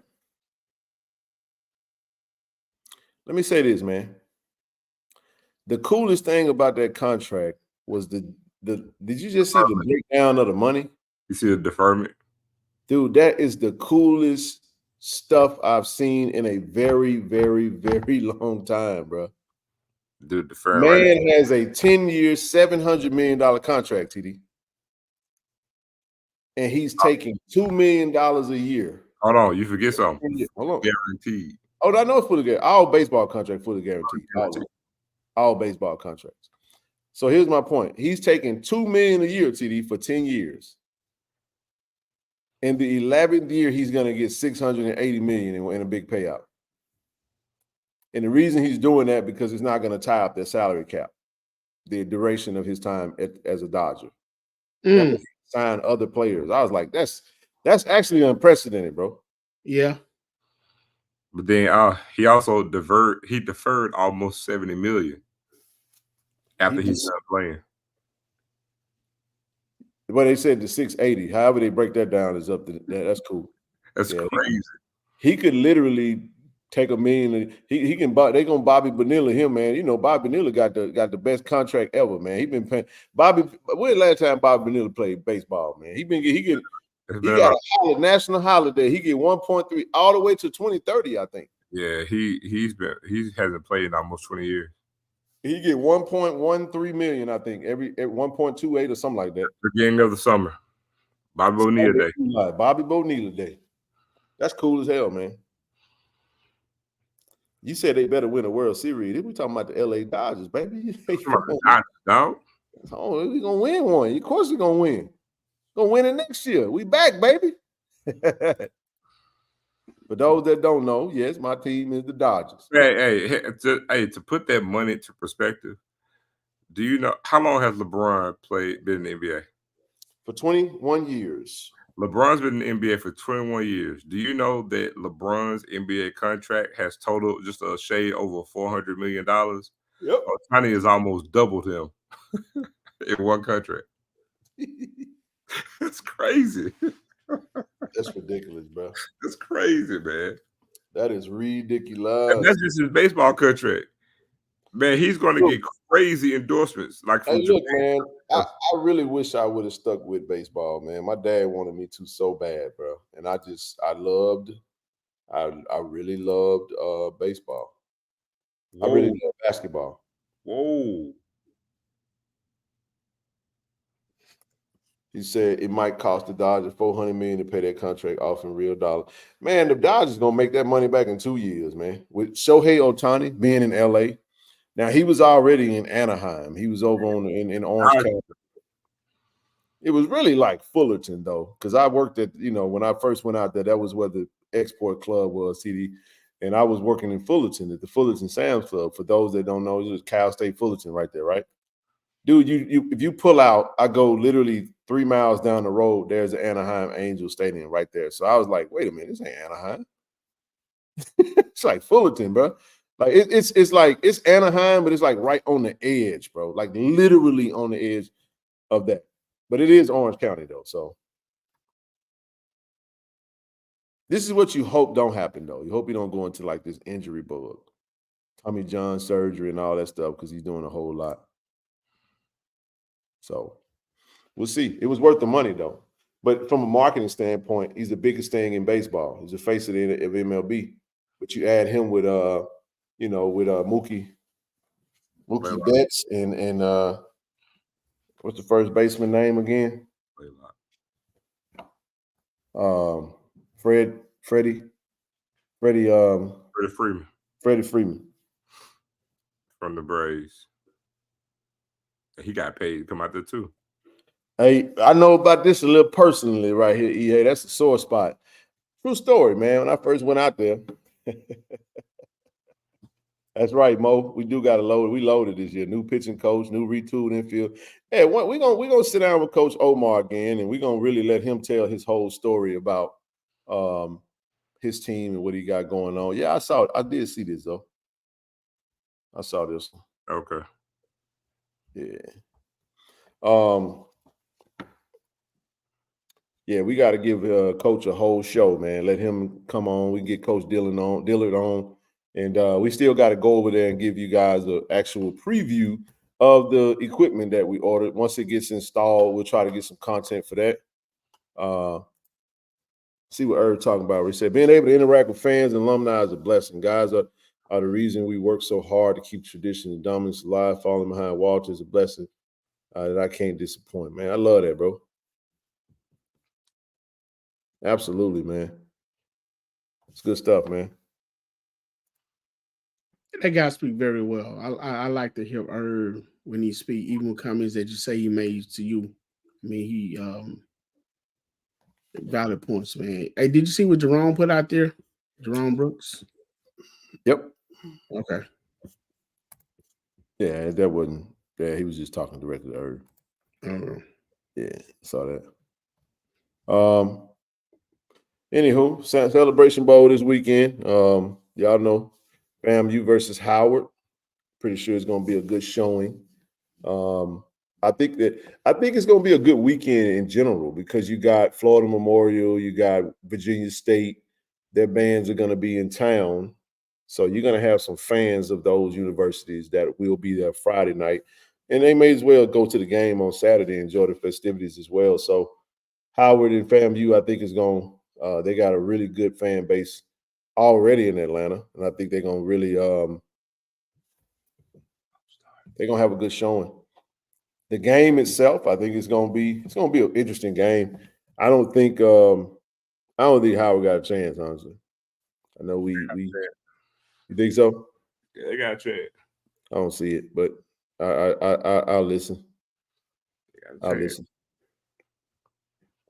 Yeah, I think just from a football standpoint, I've seen Howard, even them beating North Carolina Central the way that they did. I can't even,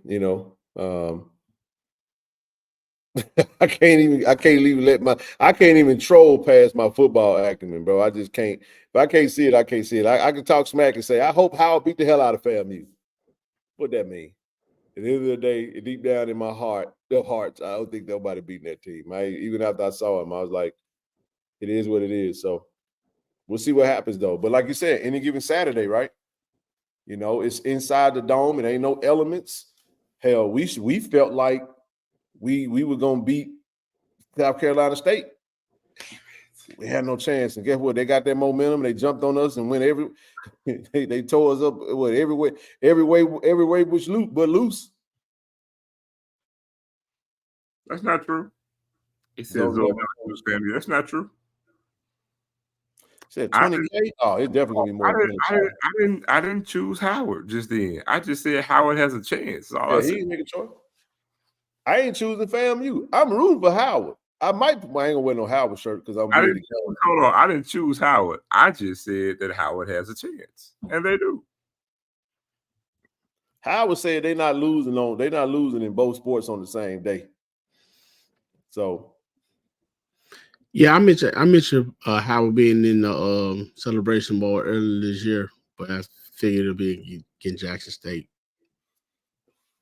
But I was told that wasn't possible. Who said CD? I said it was gonna be Howard and Jackson State. No. But some people didn't feel Howard was gonna make it. But it should be a good game, man. I'll watch it. What time is it coming on? Shit, it'll be on ABC. just look at your guide, bro. I don't even know. Titans about to beat the Dolphins. They won't. They're not winning the basketball game, Steve.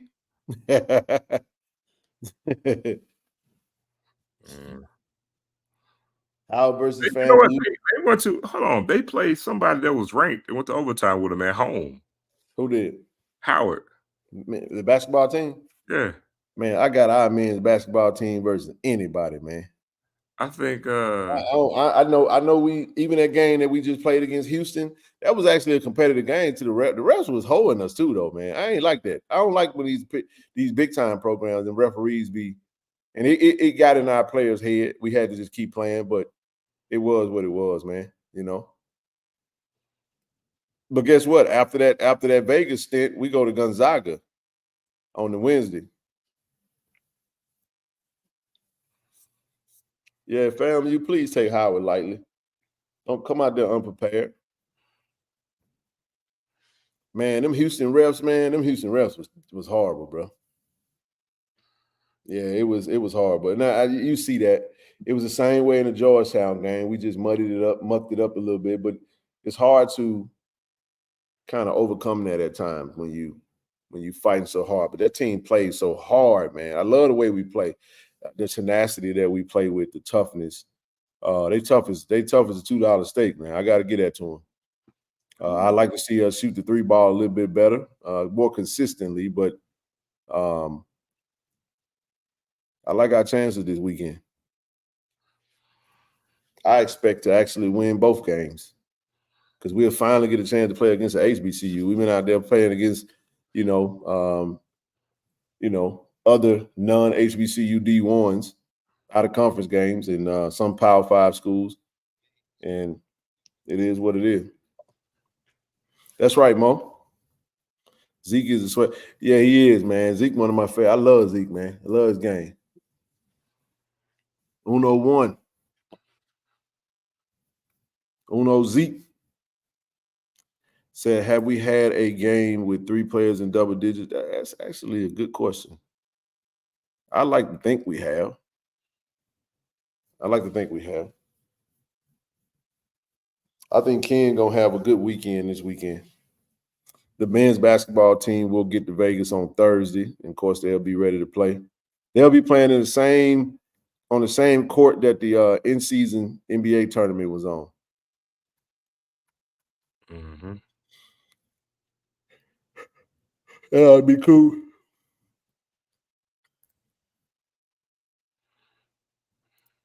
There you go.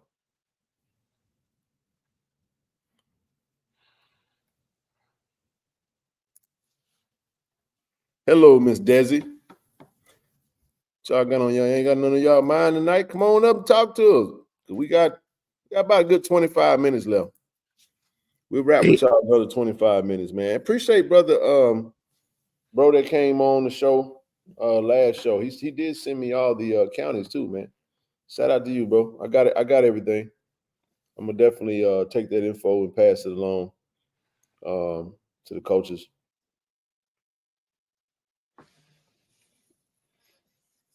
That was brother Nicholas Malachi. Is there any word on Hazel? Is he what anybody know his next move? NFL. Yeah, Hazel going to he's he need to get that whatchamacallit Legacy. What's up with the Legacy Bowl, man? Slightly, I need to see more Jack State players on that. They got a little time, but they creeping with their roster, man.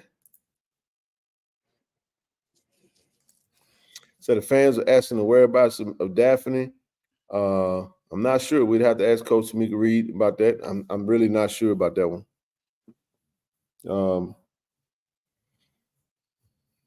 I'm pretty sure we'll see her. Hopefully, we'll see her on the. I said I'd love to catch up with you guys soon at a basketball game. Something rehab went great. So 23, I'm ready. EA, I see fam. You next year is personal. I like Earth, man. Earth don't be playing, man. First game, Alcorn, baby. January 6th. We in the building. Y'all know what time it is, man. January 6th, we in there. Irv said it's personal. Okay, Mr. You heard him, didn't you? And did not stutter at all. Earth don't back down, man. Tough kid, man. That's why we glad to have him as a Tiger, man. And I think he and Jacoby is very excited to probably have each other. Looking forward to that. Man. Looking forward to that combination. Man, this team is being built for the long haul, man. We like I said, we got to get healthy as a team. We got to get stronger, faster, and right now, fam, use the standard. We got to beat them. That's a big game coming up. So, Ken, I didn't make it to all the interviews. We had many defensive linemen and linebackers coming in. I mean, what we are with commitments, or if y'all could speak on. The only commitments that are out there are the commitments that everybody when they commit, we all know. I can't speak on a commitment that haven't announced just yet. So everybody that we've interviewed is on the D lineman Nazir Sai. He committed to Samford today, TD. Man who was the teammate of the linebacker from Northwestern State. He committed to Samford.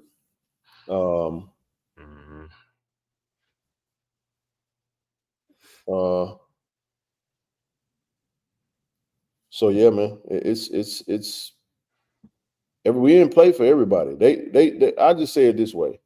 The coaches are hosting as many kids as they can at the positions of need, and the dust will settle when it settles. I mean, we Evan Henry hit the portal, so we definitely we need a center, and they went right out there, and there's a young man by the name of Isaiah Villanueva from North Texas that we went right out there and offered. He looked like he played the interior lineman, left and right, as well as center. So all I did was say, "Hey, Isaiah, we need a center.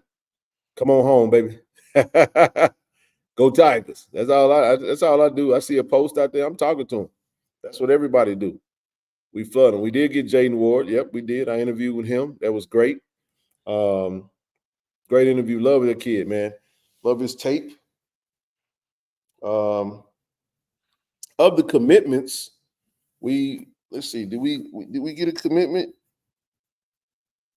Who else we got a commitment on? Did we get a commitment just yet? Wake up, Zoe. Come on, my king. Wake up, baby. You tired, love? Yeah, all right. Did we get a commitment? Hold on. I think we got one. You said, did we get one today? Yeah, did we get one? My brain is.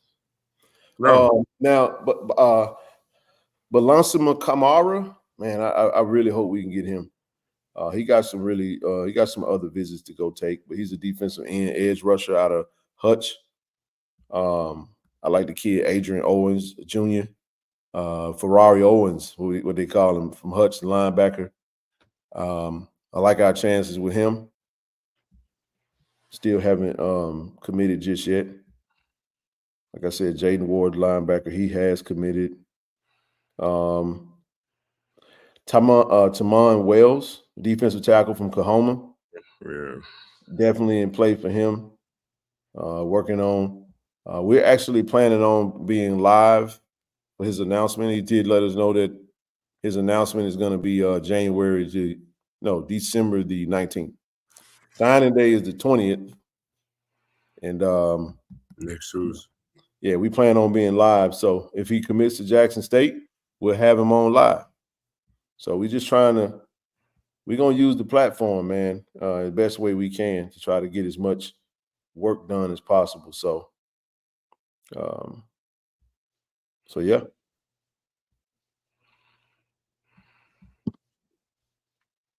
I think that was it, TD.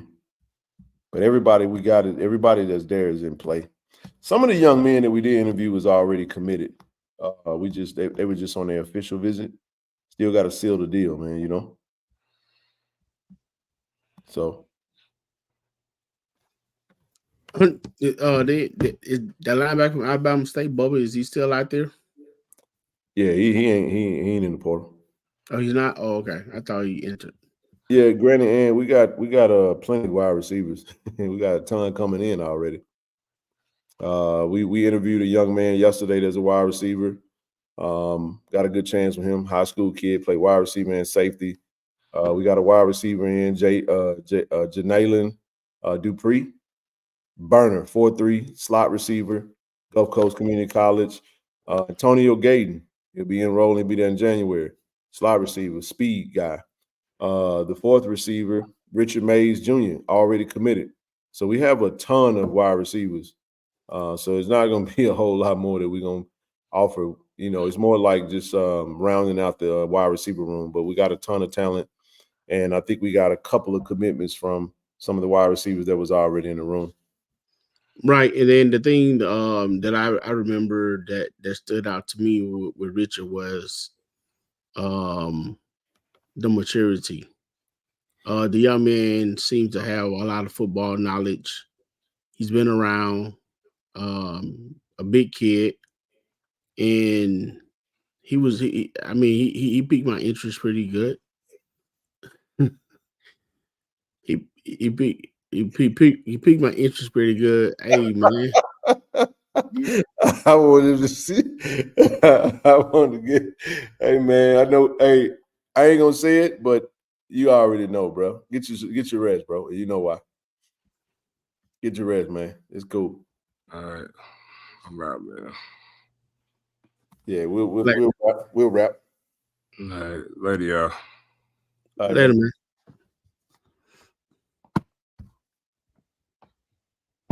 Go ahead, bro. Oh no, man, I'm good. I'm good. No, you was talking. I was just messing with Zoe. Yeah, man, I just said I like the maturity, the football knowledge that May brought to the room. He'd be great for the wide receiver room as far as leadership. Kind of like a big brother type. Yeah, man. Wasn't that interview cool, man? Yeah, his knowledge. Been the longest of the interviews we've done. I can't say I enjoyed that one the most. I enjoyed his answers really well. I really enjoyed his answers. He didn't shy away. He know what he wants. He know what he's looking for. He know what he needs. And he also said he excited about working, with the other receivers, to get out there and run routes and get to form a bond with the other receivers is in the room, man. So he was, and we asked him what's your favorite route, what routes he like to run, man. I mean, he actually was interested, huh? He said slant. Slant. He actually was interested in slant. And then another thing about that, man, he's another local kid as well. Hey, y'all hang tight real quick. Well, never mind. I was gonna go put my Jaguar shirt on. I almost did that. Never mind. That's right. We need all the Jaguars. You're talking about Madison Central Jaguars, not Canton Tigers. We got enough Tigers lurking around here. We need more Jaguars. Hey, but you know what though? You got a real important Canton Tiger on the roster, damn quarterback. So we good. Dog. Hey, you got that right. Hey, and then let's see. Nah, it was water. Hey, but I will say this, man. On that hardwood, man, those Tigers are 8-0, man. They can't Tigers. Man, let me say this, bro. Shout out to my brother BJ Townsend, man. My college teammate, state champions, Holmes Community College, JUCO champs. I retired and he went on to Pikeville to play. Him and my brother Jarrell Jones, Callaway High School. They went on over to Kentucky to get the last 2 years of their college eligibility out, man. We had a really good team, man. That's my brother, man. Number 1 in the state. They ranked number 1 in the state. Too damn it doesn't. He doing his thing, bro. Proud of you, man. Keep doing your thing, BJ. Keep doing your thing. Also, big news for the channel. I want to shout out my brother TD and my brother KT Dub for helping to foster a partnership, man, for the channel, man. We worked up the proposal and everything today, and we're looking to partner with some local businesses, man, and we should have our first official paid sponsor as soon as they sign the agreement. We've agreed in principle, but still got to put pen to ink and get it in writing. So watch the show. Shout out to, and we'll hang tight on that. We'll hang tight on that once we get everything in writing and agreed upon and signed. There he is. There you go. That I knew them Jaguars were gonna start popping up everywhere. There you go. Not them other Jaguars from down there in the big Ragley. We talking about the Madison Central Jaguars. But yeah, man. That was great, man. Had the meeting on Saturday, and when we do officially agree and get rolling, we'll definitely be incorporating our sponsors into the shows based on the level in which they want to sign up at. So taking this thing to the next, I told y'all, man, 2024 is going to be different for us, man. It's going to be a whole different way. We got some big things we're doing. And I don't really care to talk a whole lot about it too tough no more. We just working, man. We just working. We do it as a team, and we looking to bless our student athletes, man, with some great opportunities. And we want, like I said, we in this NIL space, man. So at this point, we just got to grow it and keep doing what we're doing. So the KC-1400 brand, it's a group, it's a family. We all a part of it, and we're gonna keep building this thing. So yeah, man. Hey, you know what? Y'all say we need more Jags, man. I have no problem with Jags, Panthers, baby Tigers. You know what I'm saying? As long as they become a Tiger. Patriots, as long as they become Tigers. And then, having the Tiger as a signal caller and having the Jag as a receiver and deep. Look, man. Hey, got a Titan on the so we lose one Ridgeland Titan and we get another Titan to come in the building with Mr. Richard Hayes, right? Richard Mays, I'm sorry. Hayes. Richard Mays. And then our kicker, Germantown, and what? The Mavericks? Yes. Dylan. Okay. And look, we got some Brandon High School, got some Bulldogs over there, don't they? Got some Bulldogs too, man. Stankin' Rankin. We going over to Rankin County and get some of them boys too now. Yeah, why go to get some of those Pirates, man? Some of those Pirates. Hey, add another cat. Get those Cougars. They over there too. Oh, shucks. What's that? Bulldogs? Oh.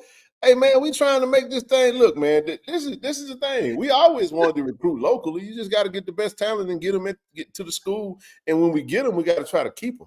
Got to love on them. Got to make sure they straight.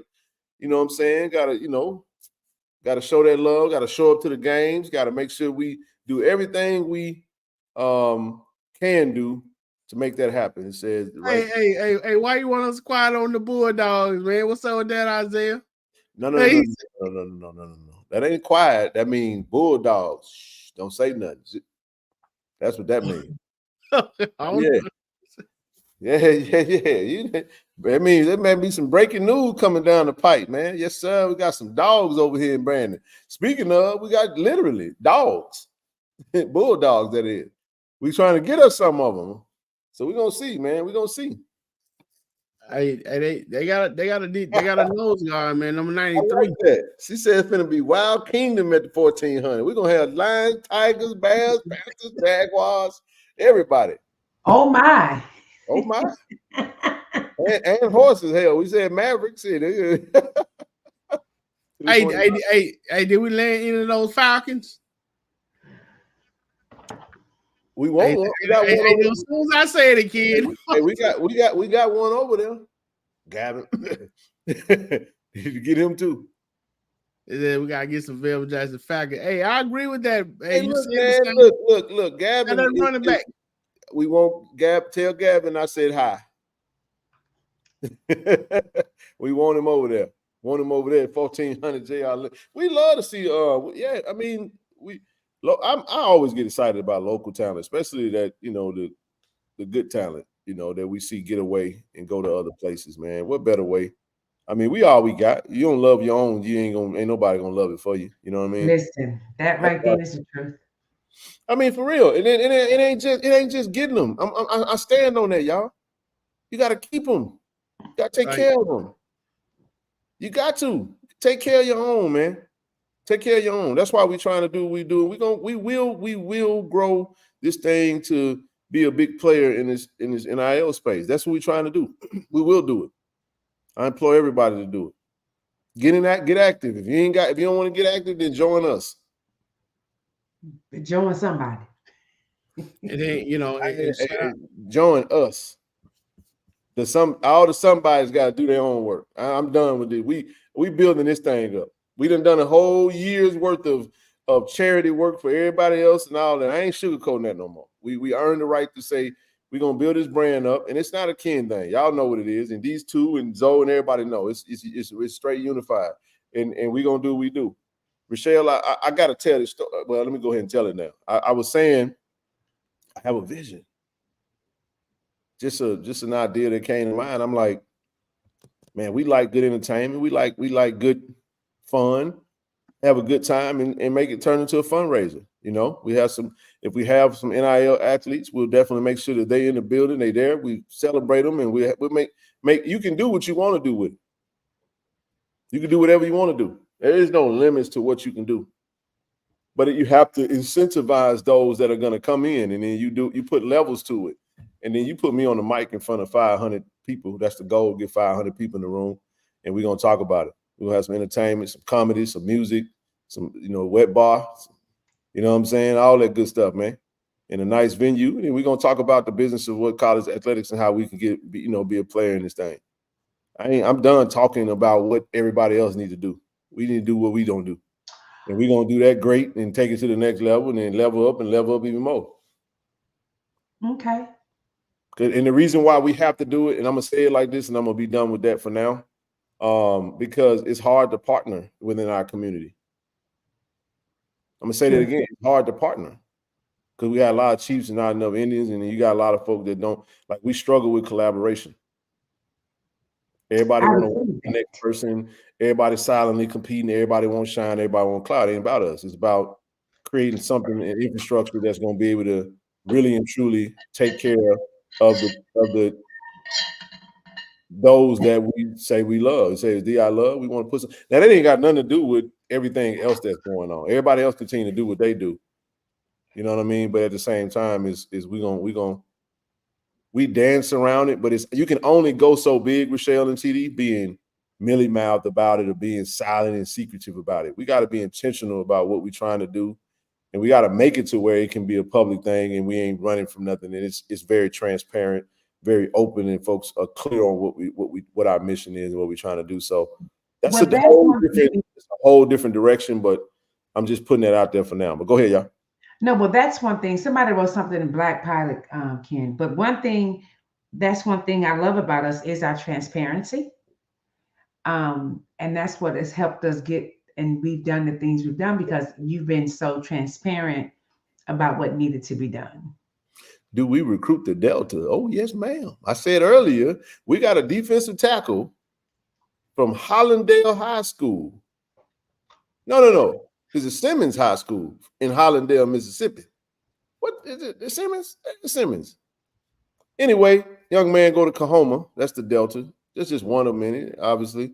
He's going to be making a commitment. We recruiting him pretty hard. I think we feel like we got a good chance of him committing. He wants Tiger Talk to be present. So we'll see. We'll see if we can pull up virtually for his name. It's right. Simmons. That's exactly what it is. But I like his film. The coaches recruit everywhere. But we pulled a lineman from Hartfield Academy out there, Rankin County too, right? Antonio Ross. It's Antonio Ross Jr. I want to say. I want to make sure I get that right. Respect to the pops. Respect to seniors. So yeah, man, big boy, man, 6'5", 350-ish. You know what I'm saying? Big boy, man. 3-star too. Yeah. 3-star kid. We got another big kid, man. Bam. Big Bam out of Creekside, Georgia. Big offensive lineman coming in. Caleb Bailey from Natchez, Adams County Christian. Or Adams, I think it's Adams County Academy, something to that effect. Christian Academy, something like that. So we got quite a few. And then we got Mason Barton, offensive lineman from West Memphis, Arkansas. Man, I am just a fan of that kid, TD. My goodness, man. Anytime you get I just love his build, bro. I love his build. He's 6'6", 320 pounds, playing interior lineman. So you got a 6'6", 320-pound guard. You put a 6'6", 320-pound guard next to a 6'8", 350-pound left tackle. I'm just saying, man. And then you got another 6'6" and another 6'7". I'm just saying that's Wisconsin height, man. Come on, bro. Which is why that 6'4" quarterback come in handy, huh? That's it. I'm just trying to tell you, man. that share Brown's highlights. Who is Brown? Which Brown? Look up, I think it's referring to somebody. Black Pilot 04 says that DeMarson Brown is from Canton High School and just played in the Mississippi All-Star game and a top 5 offensive line. His first and only offer has been Hines Community College. So I think that's what he was replying to. So we got about 10 offensive line, almost 10 right now committed. Every offensive lineman won't get an offer, but what may happen is sometimes coaches may catch them on the other side if they can. But see, this is the thing. You say, well, I don't hear no recruits coming from the coast. It ain't that they're not coming from the coast. This is the thing. They recruit locally and expand out. And then it also has to fall within what they are needing. So we got a coach out there. Coaches. I mean, we are a 63 scholarship school now. Don't forget that, y'all. And we only had 15 kids that left. And then we only have, like, so far, we only have Grayson, Hunter, Jackson Berry, Jamon McNeil, Evan Henry. Those are the only 5 kids right now that I think that's everybody that's in the portal right now. Did I forget someone? Duke Miller, 6 players. Oh, wow. So hey, that ain't. What's up, man? Yo, hey, you little bird, man. Look, okay. Need that. Come on in. Hey, I'm loving this, man. Y'all keep pulling up on us, man. I'm about to drop the link. Somebody come on here and make an announcement or something, because I know we own you. Now. Just saying, you know. There's more out there, man. There's more out there. We're trying to get everybody. We ain't got 85, but we can make it to where we can spread that thing to 85 now. We got a strategy to get there. Hey, the 85 Tiger Show, you the man to make it happen, bro. Well, what happens is that you, especially if you got a kid that's got a great GPA that can get some scholarship money from an academic standpoint, you also can work that angle as well, where they can do half athletic, half academic, because the funds are there. You know what I mean? There's so many ways that coaches get creative when it comes to making sure the kids got everything they need to get paid. And then again, that's where that comes from. That's where what we're trying to do comes into play. I keep trying to tell y'all, look, the work is, we do a great job of fighting folks on Twitter and letting folks know that we ain't playing about Jackson State. Y'all come for us. We go hard. Do you hear me? We don't play. JSU Twitter, TD, is a personality now. Just so you know that JSU Twitter, they don't, bro. We go hard, or we go ham on Twitter, man. I'm for real. We go hard for Jackson State. But this is what I'll say. What's going on, brother? Hey, man, keep balling out there, dog. We need to see you. We hope to see you one day running touchdowns in the vet, not for another team, but for Jackson State. Hey, but no, man. But no.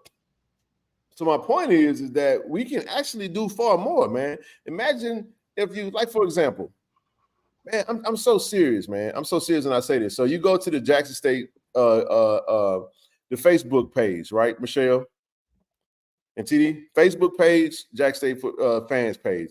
It's got about 3,500 people in there. 3,500 people. That don't sound like a lot, do it? Not a lot of people.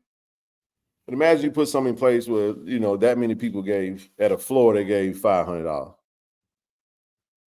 That's $1.75 million, bro. I'm just saying, like, if we really, like, heard the message, consumed the message, and stop worrying about stuff that ain't going. Deion Sanders is gone, ain't never coming back. Deion Sanders ain't even really, he got his own world he got going on. It's really the people that's out on the internet that feel like he can't do no wrong, that we find ourselves being at war with on the internet sometimes, right? But my point is that if we channel our own energy and like turn it internally and decide that we're gonna all come together collectively and say the hell with them people, and we're gonna get focused on what we're trying to do, Jack State will be scary. I keep trying to tell y'all, we would be scary, man.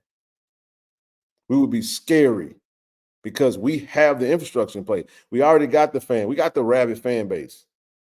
You get what I'm saying? We got the big stadium. We got the profile. We got the brand recognition. But just imagine if we just organized a little bit better. Just a little bit better. Correct. Just a little bit better if we organize with this NIL mindset, because college football is different now. These kids ain't just loving Jack State because you say that they in Jackson, they supposed to love Jack State. It ain't just that. And yes, you will get that. And we're not where we want to be. But you can get there. And I'm not talking about with us, like you said, Rochelle, any business. Anybody that want to jump in that space, do your homework, do your research, grab one of these kids, man, and bring them on board for have them market your products. Now, what we can do from a university standpoint is host more NIL educating events and invite the public, invite the local business owners to come in, do an NIL workshop. Host the NIL workshop. Rochelle, what did we talk about today?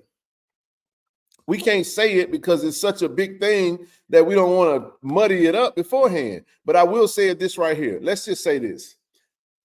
Miss Rochelle has an extremely dope and amazing professional contact that's very personable to her, that has agreed to come to Jackson State to provide information and all these different types of things in the professional arena, getting to the pros or whatever prospective sports you're trying to go play. I'm sitting there like, that's dope, man. That's crazy. You know what I'm saying? So that's cool. Let's try to set that up. Let's get the information to the AD and AD Wells, Kilbert, and let's just see if we can't set something up for next year. Let's do our part. And like, I remember when Jerome came on, and one of the things Jerome talked about, shout out to Jerome, by the way. I know he was meeting with him and another group was meeting with the president today, our new president, and he actually asked me, he texted me, asked me, was there anything that I wanted him to mention? And I just said, no, just mention what you talked about on the show. We have a listening session from 7:30 on Wednesday to 8:30. So we got an hour listening session about Jackson State marketing itself, branding itself better from a social media brand management standpoint, which I'm looking forward to. That's on Wednesday. But one of the things he said was, remember we was talking about fundraising, TD? And he was like, you got folks out here who have little things like, if you donate to the school, your company may do like, it may match their donation. Right. We're talking about just having that little bit of tidbit of information, and how if we just employ just something, just a little small nuance like that could literally take us to another level from a monetary standpoint, where we leaving free money on the table and we missing just because we ain't being really proactive to know if that's available. So loving DI Love is more than just running your mouth on the internet. Right. It's more than just going in your pocket, paying your dues. It's also about information. It's also about collaboration. It's also about communication. It's also about all that good stuff. And I get it. In a community where division and individualism is celebrated so much, people get sick and tired of hearing what I got to say about coming together. It's annoying. I wish he'd shut the hell up.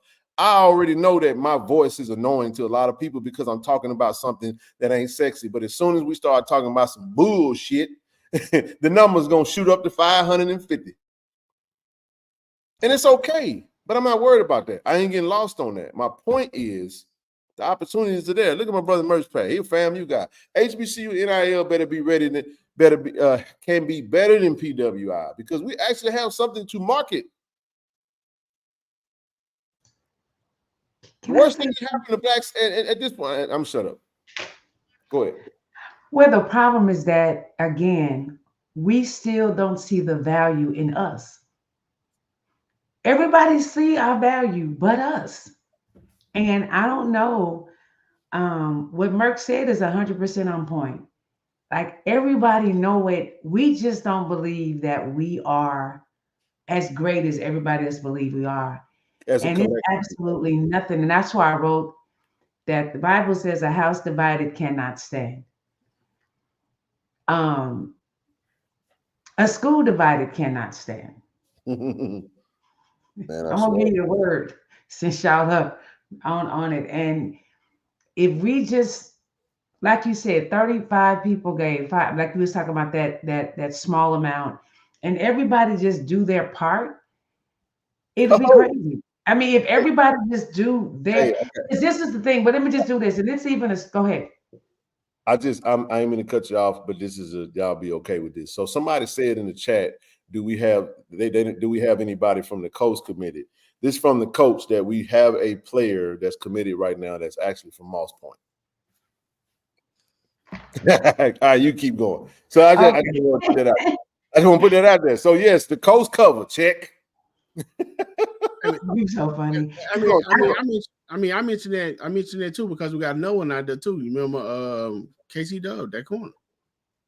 KT Dub both be working, man. We need that cornerback, KT Dub. Hey, we need both nephews, bro. So the coach is on the radar, man. So he was on an official visit from Gulfport. That's right. That's right. That's right.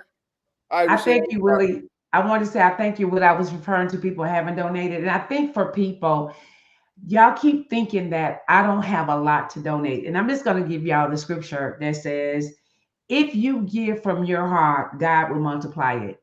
So if you ain't got but $10 to donate when we talk about, and we say it all the time, but before you take your donation, even for the ones who are donating to me, I'm serious about this. I want you to pray before you hit send.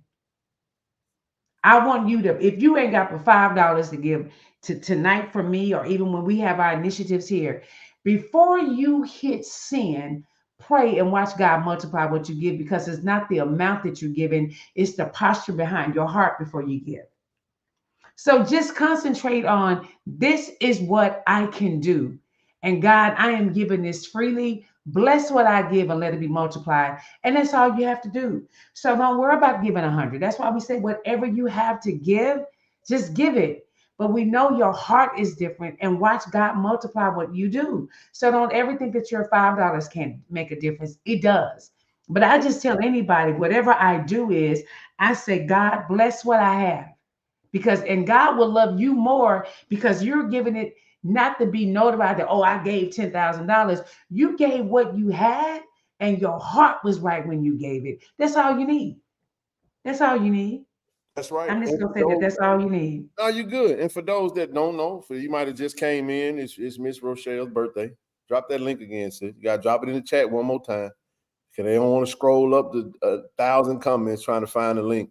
But no, what she wanted to do, she wanted to dedicate her birthday to some therapy for, she said she got 25 folks that want to, not folks, she got 25 potential future clients, but she want to work with them in more of a philanthropic way in providing them some services. They can't really afford it. So all of her money, all of those donations that be donated to her nonprofit is going to go towards that.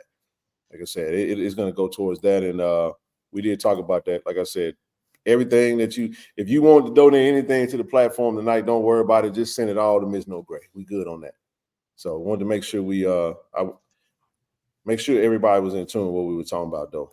It looked like somebody happy. There are a few players from Gulfport that need to be lit. See, that's every time. See, every time we do that, the Sharpies, we always got to get. There are players in every county, and we want them. Trust me, we want them. But I just want y'all to understand, man. The coaches are working, man. They working their butts off, man, and they scouring the globe. You get what I'm saying? So a lot of kids, when you talk to them, like for example, we talked to Richard. We talked to one of our wide receiver commits, Richard. What did he say, TD? He said Jack State recruited him out of high school. He went to USM, though. You know, he said he wanted to go. He went to USM, and he wound up leaving USM, going to Colin.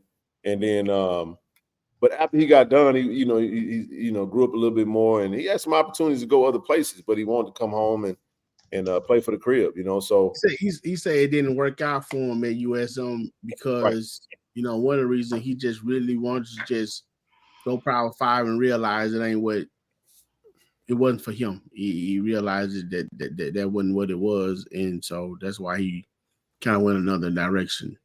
And he wanted to come to Jackson State and make a name for himself. Correct. I love that, man.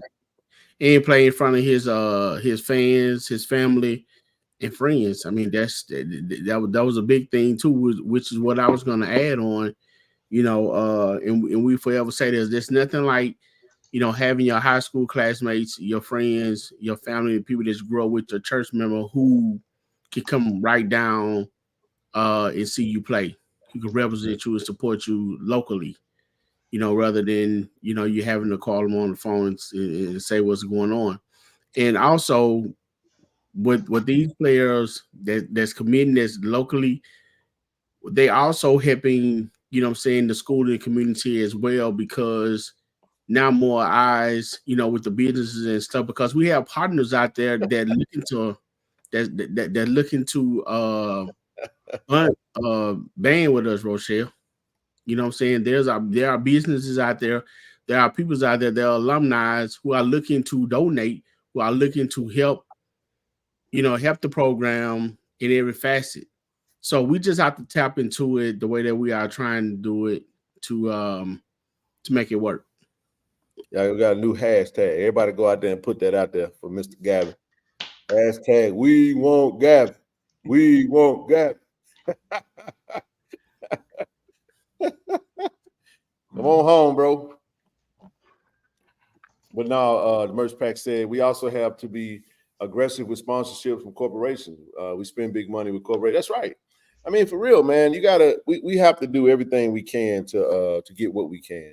Black and Empire, man. Welcome to the channel, man. As a channel member.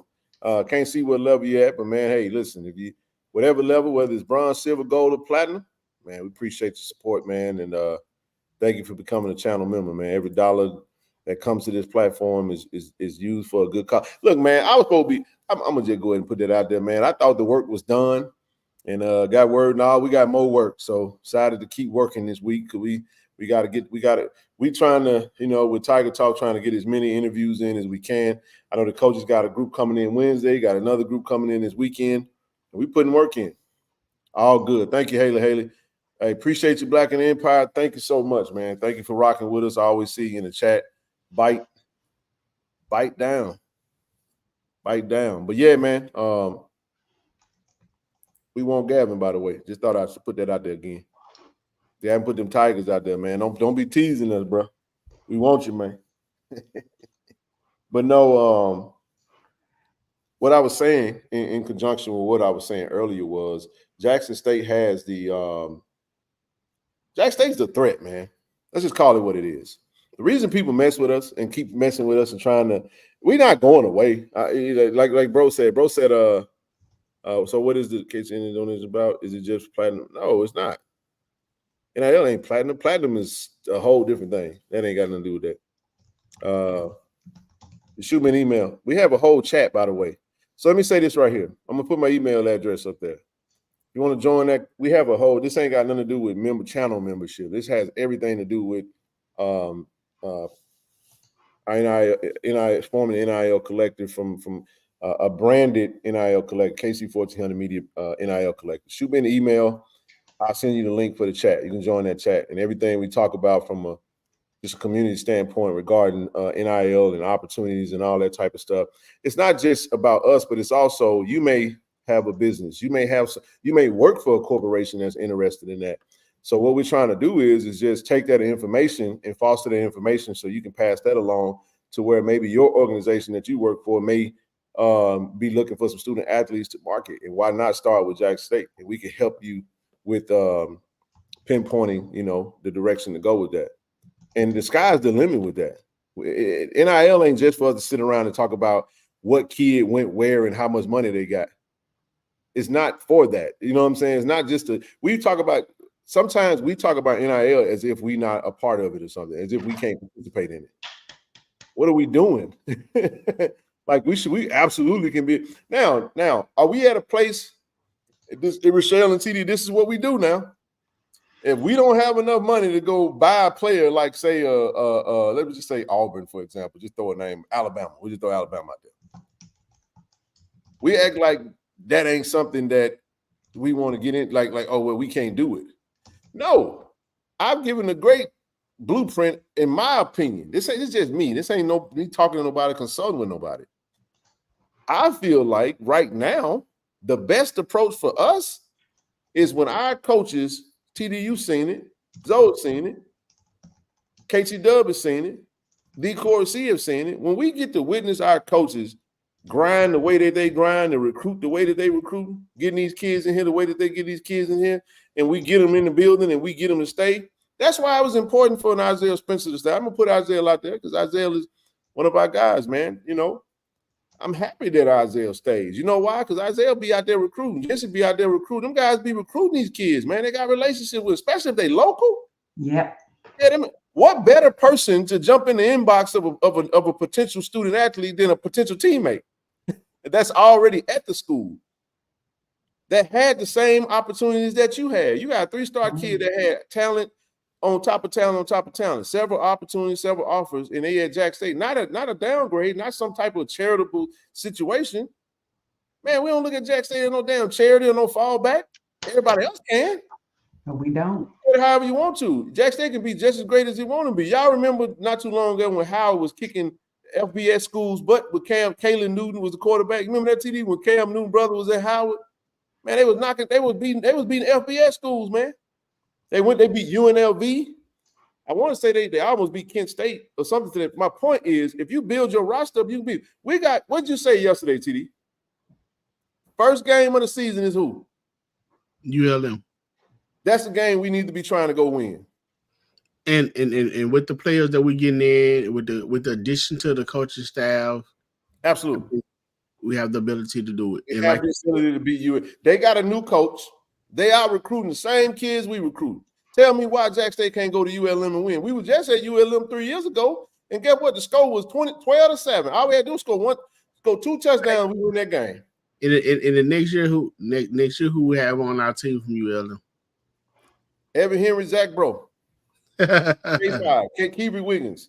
Just so y'all know that. K5 came from ULM. Evan Henry came from ULM. Zach Bro came from ULM. Just saying. So my point is, we're recruiting the same kids. Yeah. That's true. Now what they do have is they have 22 more scholarships, full scholarships. You know what I'm saying? They may have a little extra refund money or whatever the case may be, where they can, and then it's FBS, right? But let's be real about something. I was reading something with ULM where their fans were saying that they were talking about ULM should drop down to an FCS, and they just the AD was like they refused to do it because they're bottom of the barrel FBS program. Now, can they hit the portal and turn the corner? They can. I think they made a decent hire, but do we think that the hire that they made is going to be like the hire that Texas State made, where he had 60+ kids come from? Remember he had more kids hit transfer than Dion had. Or Dion had the most. He had the second most. Right. So my point is, they got a lot of kids that hit the portal, right? So are they going to be ready to rock and roll come game one? Hell, they ain't never played against nobody. You see what I'm saying? Under new coach, they got to go figure it out. What better time to go get a team than when they vulnerable? First game of the season, new coach, and they were terrible the previous season. Come on now. I'm not saying it's gonna be no damn. We gotta prepare. It all gotta come together. But the goal is to go beat ULM, not to go compete. Go get a bag and beat them. That's what the goal is. 2 hours up the road, hour and a half, however it take longer to get there. We gotta go get that game. We owe them one. But when they call that bull junk targeting call on James Houston when we was over there, I'm still mad about that. So we got to go do what we got to do. But I like the team that we're building. You know what I'm saying? And we just got to see how the coach staff and are gonna round it out. And then don't forget, man, we still got signing day in February, and we still got the third period, which is May grads. You know, you get a lot of May JUCO grads. So then you got the post spring attrition where you may see some flipping going on. You may add a few pieces here and there, and then you round out your roster, get through the summer, and then you enter fall camp, and let's get rocking and rolling. So we got a long way to go before this roster is finalized, and but there's some pruning going on, like Coach O said. We pruning that tree, man. A healthy tree requires pruning. So you get out what don't want to be in, you keep what want to stay, and you bring new blood in that thing. You build it up. You be stronger, faster. You know, tougher. You add more leadership in the room with coaching additions and all that good stuff. And then that's where we come into play at. Support. Resources. You get what I'm saying? And in whatever way we can help, that's what we want to do. Season tickets, start saving. Now I'm a ULM alumni, but I'm for my family on this one. Sarita said she a ULM. Hey, no, it's all good. So they got blew out by USM. I haven't done much research on ULM. I would just go and check out their roster. I'm a probably, when we get close to that time, we'll do our research then, but it probably is pointless to look at it right now because their roster gonna probably have so much turnover. It ain't even gonna be funny. Hey, let me say this. What's up, Deputy Mario? How you doing tonight, brother? Good you're rocking with us tonight, man. Good you're rocking with us tonight. I know I spoke a lot about the recruits that's coming in, the players that we already have in the building. The second year going into it for the head coaches, so now they got more to build on rather than just trying to construct something. And it got me pretty excited about, you know, what can be. But with that being said, all the players that's in the room, that's coming in the room, let's make sure that we're getting those books, man. We got to get those books. You got to get those books so you can get on the field. You know what I'm saying? Get your work done. You know what I'm saying? So make sure you come in with that frame of mind of being focused and intentional on what you're trying to do. And you definitely want to get your books. So you get your books, then you work out, then you learn the playbook, then, you know what I'm saying, you get stronger, bigger, faster. Coach Beef and his team gonna make sure that you guys get bigger, faster, and stronger. And then we're gonna really compete. But make sure that you're getting your study hall, your time in. We know with your books, you're going to classes, and you're doing everything you need to do to make yourself available to be on the field. Because if you're not getting your books, then that defeats all the purpose. So make sure you focus on that. It's good stuff, man. Ms. Rochelle, you got anything? We got 4 minutes, about 4 more minutes before we get out this thing. I wanted to say some of the people that are donating, I don't see your names, but I want to thank everybody that has given. I want to tell the amount that we've raised today, just because you didn't have to do it. And for those who had a desire that could not, just please pray about it and ask God. And if you'd like to, again, talk to me offline about how you can help me help the underserved and under-resourced community, I definitely don't have a problem talking to you guys about it. Again, I am a definitely 501c3 and I am a therapist, but at the same time, like I'm telling you again, me and God, I'm like, God, this is when you know you have a God-sized vision. Rochelle, you're going to do this job, but you're going to help the poorest people who can't afford you. Yeah. And I'm looking, I mean, when I tell you me and God, I was like, what did you say? Your demographics is the people that need it the most that can't afford to pay you, but that's what you're going to do. So that's what you call God's side. Because if you just put that together, it makes no sense. But I tell God all the time through my tears, I got to trust you because this don't make sense. But I'm going to believe what you're saying, that you're going to finance and help me help the people who need it the most. And when I tell y'all, we need it the most. We need it the most. So I want to thank everybody that has given.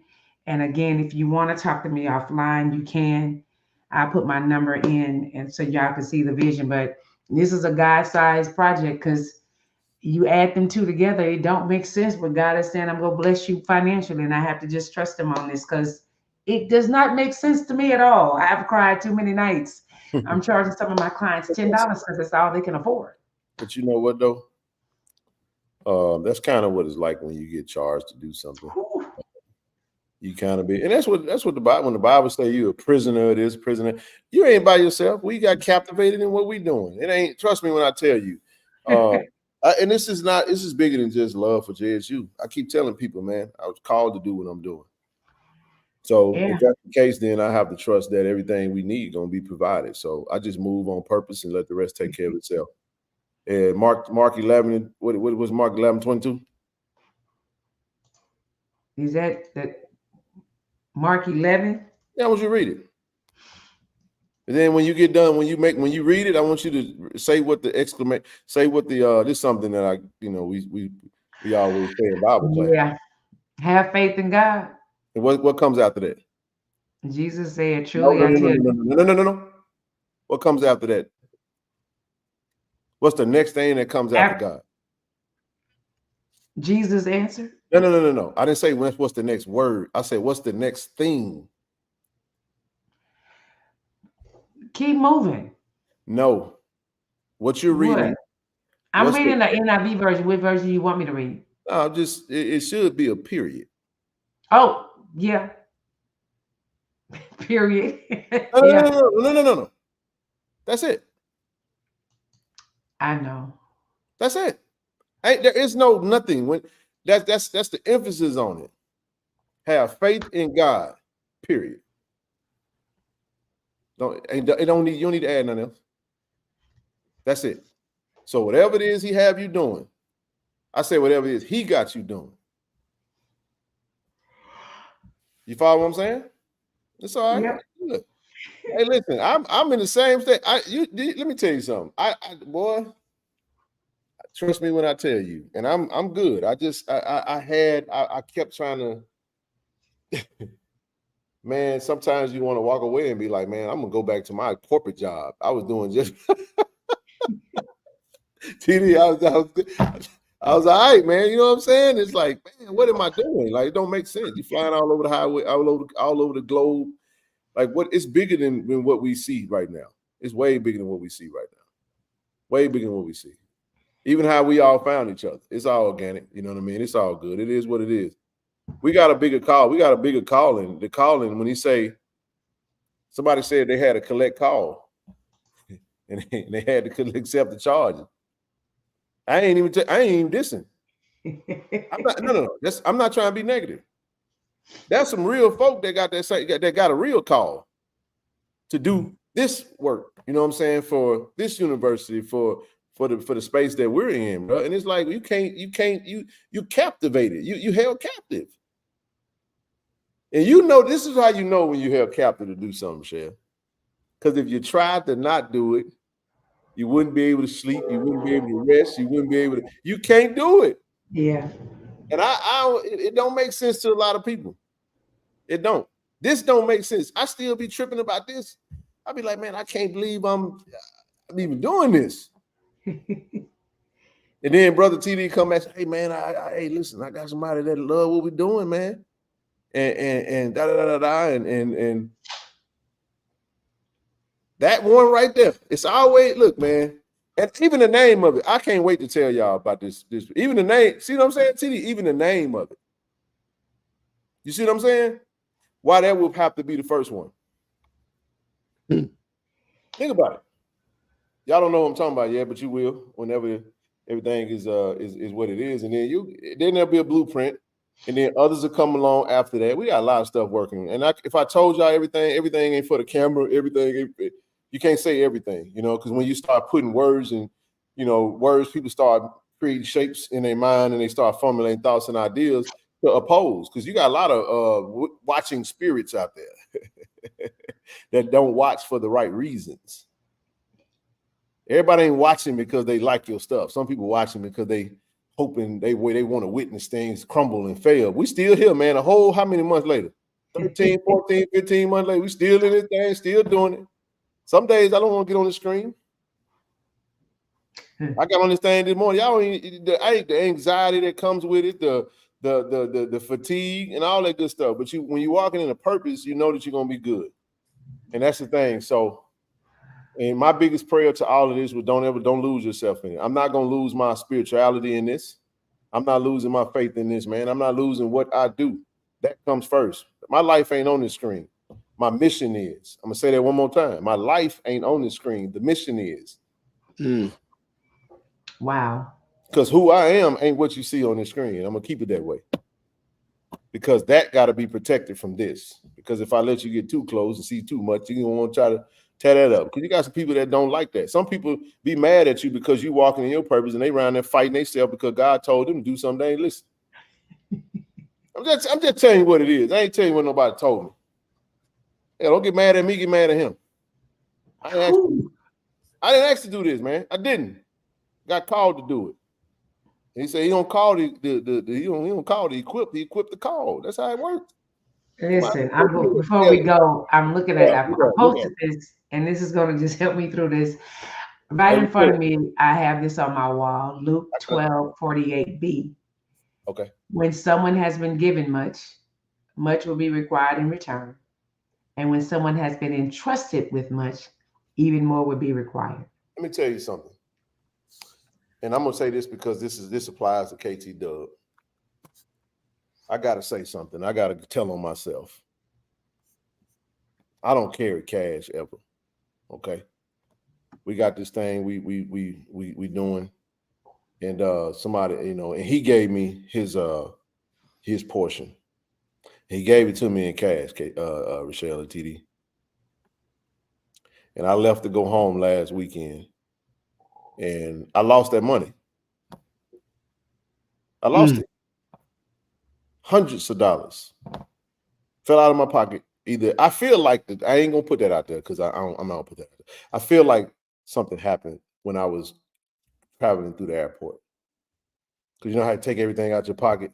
And I never, ever, ever carry cash like that. I always get it to the bank. I don't want it on me because I'm just, my mind be going 100 miles per hour. Man, bro, I don't remember from the other side of the TSA line. I don't remember putting it in my pocket. All I know is I put it in my pocket. I took it out of my pocket, put it in that tray. I believed I did this. Now, mind you, I'm in a hurry. I'm trying to get through that thing because the plane is boarding and I'm going through the checkpoint. I got pre-check, all that good stuff. So it's gonna be quick. It was Tuesday. It was a day later. I woke up and I was like, wait a minute. I never put that money in the bank. Oh my gosh. I lost that money. I was sick. And this is all I said. God, I pray that whoever got that money needed it. Because that wasn't for me. That wasn't for what we were trying to do. Hope nobody still. If they needed it. And I was sick. Now I took my own personal money and replaced that immediately. Because I was like, but it messed me up. I didn't have the bread to do that. I was like, I can't believe I made that mistake. That was a costly mistake. Do you hear what I'm saying? But friends and folks that you talk to was like, don't worry about it. It'll come back. It all come back, man. It all come back when it's time to. So I'm not saying that for nobody to send me nothing. I ain't even got the cash up, none of that up there. My point is, shit happens, man. And I don't know why that happened. And it was tough, man, because we ripping and running. It's just like I was sick behind that, though. So I'm just saying, like, even in the midst of all of this, stuff happens. And I'm saying, like, because I know how God works, hey, man, somebody can have a good Christmas. They might have needed it, is what I'm saying. He might say, you know what, I got something for you over here, but what I need to do is I need to take this and I need to put this right here because the right person that need that gonna find that and they gonna have what they need in that moment because somebody was praying to him and on their last and they gonna run across that little stash and they gonna be like, oh my God, it's gonna change their day, change their life, and God was good to them. And I have to understand that it worked that way. That's the only way I can look at it. And right after that, TD comes up and said, hey, bro, we got somebody, they want to, man, that was tenfold what we lost. Wow. Romans 8:28, for we know all things work together. My brother's my witness. This ain't Ken's doing.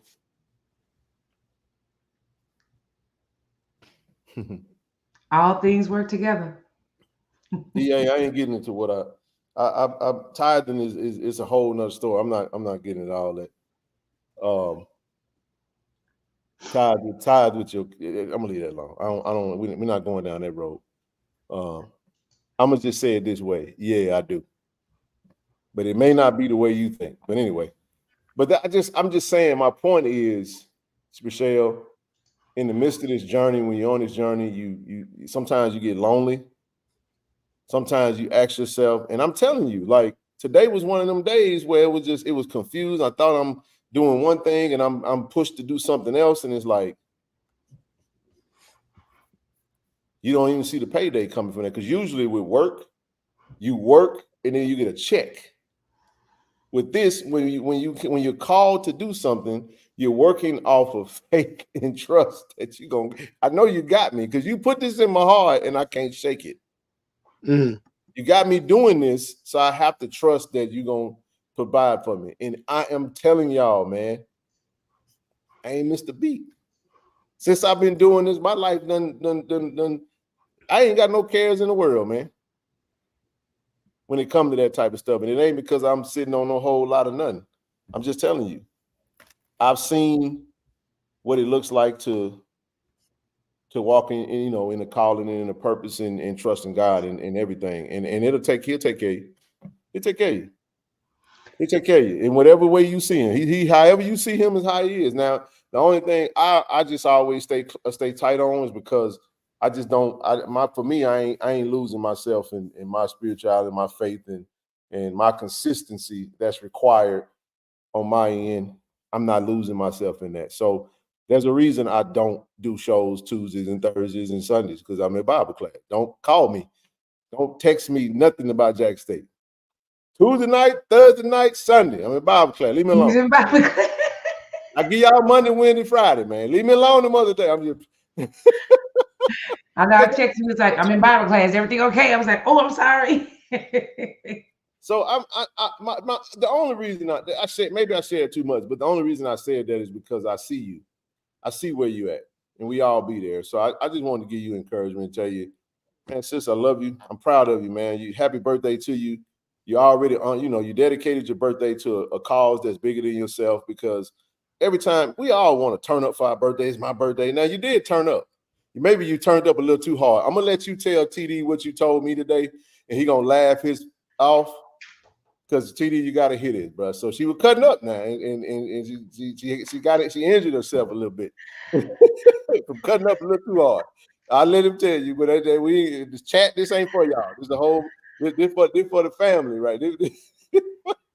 But no, I see you, and trust me, when you're in that space, it can get a little challenging, man. So, especially when you doing what you're trying to do, and usually where there's nonprofits and where there's the real work is done, it's always done in a space where the payoff is not really money. The payoff is what your mission is. The mission is bigger than money. You know what I'm saying? Because one thing we are doing, especially with this platform, we're building relationships. You get what I'm saying? We're building relationships and we're fostering that type of stuff. And sometimes we don't do it always right. That's something that happened prior to me getting on this show that y'all have no idea what I'm talking about, and I'll tell y'all in the chat. But things can go left quick. You know what I'm saying? You put one thing out there, you could ruffle somebody's feather or something, and it but people watching, man. So I just will say this, and I'll say this, and this is the last thing I'm gonna say. And this is to everybody this is for the Jackson State family. We don't always say and do everything right. But if our intent is right, judge us by that. And allow people to make mistakes and leave room for error, like my dad said. If we make a mistake, sometimes folks might do some things and say some things that might ruffle some feathers or offend some folks or whatever the case may be. And if we realize that that's what it is, and we rapidly run to a solution to rectify it, be as quick to forgive and understand as you are to, feel how you felt on the other side of it. And just know that, man, we doing this, you know, we're doing what we do out of love and not out of, you know, a place of animosity. We love Jack State. We really do. And TD knows that, because people will only respect you based off of your ability to be real. We can't be on this screen. We ain't gonna waste our time being on this screen. We can't be real now. So, you know, every now and again, we might say something and it may ruffle somebody's feather because we had to be transparent and honest about that. But we're not gonna be lying just because we're gonna be around them. I'm not good at lying. I'm just telling you, I ain't either. I tell people. I don't want to be good at lying. Listen, I love it, bro. that part. So I'm done, man. This is a good show. I'm done. Yeah, Now, TD, I call you tomorrow and tell you what happened. Hey, let me say this too. Wednesday may be a little late. I don't know. We should be on time Wednesday, but we have that listening session from 7:30 to 8:30. So after that, I should be able to jump right on the live. So y'all have to understand, on Wednesday, we got Tiger Talk interviews from 6 p.m. to 7:30. Then got the listening session from 7:30 to 8:30. And then we got the show from 9 o'clock. So don't expect that show on Wednesday to be very long. I'll tell you that right now. We're going to spot check, come in, da-da-da-da-da. We probably going to do the show from where we at. Over. I ain't even going to say we're going to do it there because there will be a gap. But we'll see. We'll see. We'll just leave it right there for now. That's all I got. Sis, proud of you. Happy birthday. Thank Good job. you. Good job on the mission. Y'all got anything before we close out? No, I'm done. I just want to thank everybody that donated. I'm done. Again, Hey, wait, one more thing. And for those who wanted to donate and you couldn't, could you just whisper a prayer? That's all I asked you to do. Well, I just want to tell you happy birthday. Good luck in what you're doing, especially if you are able to help people, and just realize if you help one, you did what you needed to do, because you're not going to be able to reach everybody. You know what I'm saying? So, you know what I'm saying? Continue to be led by the Holy Spirit, and He'll never lead you wrong. And realize don't put too much on yourself, because that's a problem that we do. We overburden ourselves. That's right. You know what I'm saying? So keep it in the road, and everything will pan out. So good luck to you. Happy birthday to you. And I look forward to talking to you in the morning, okay? Thank you, TV. All right, Ken. I love you guys. I think you better let it go. Let it go. Nice. Yeah, I love. Go Tigers. Tigers.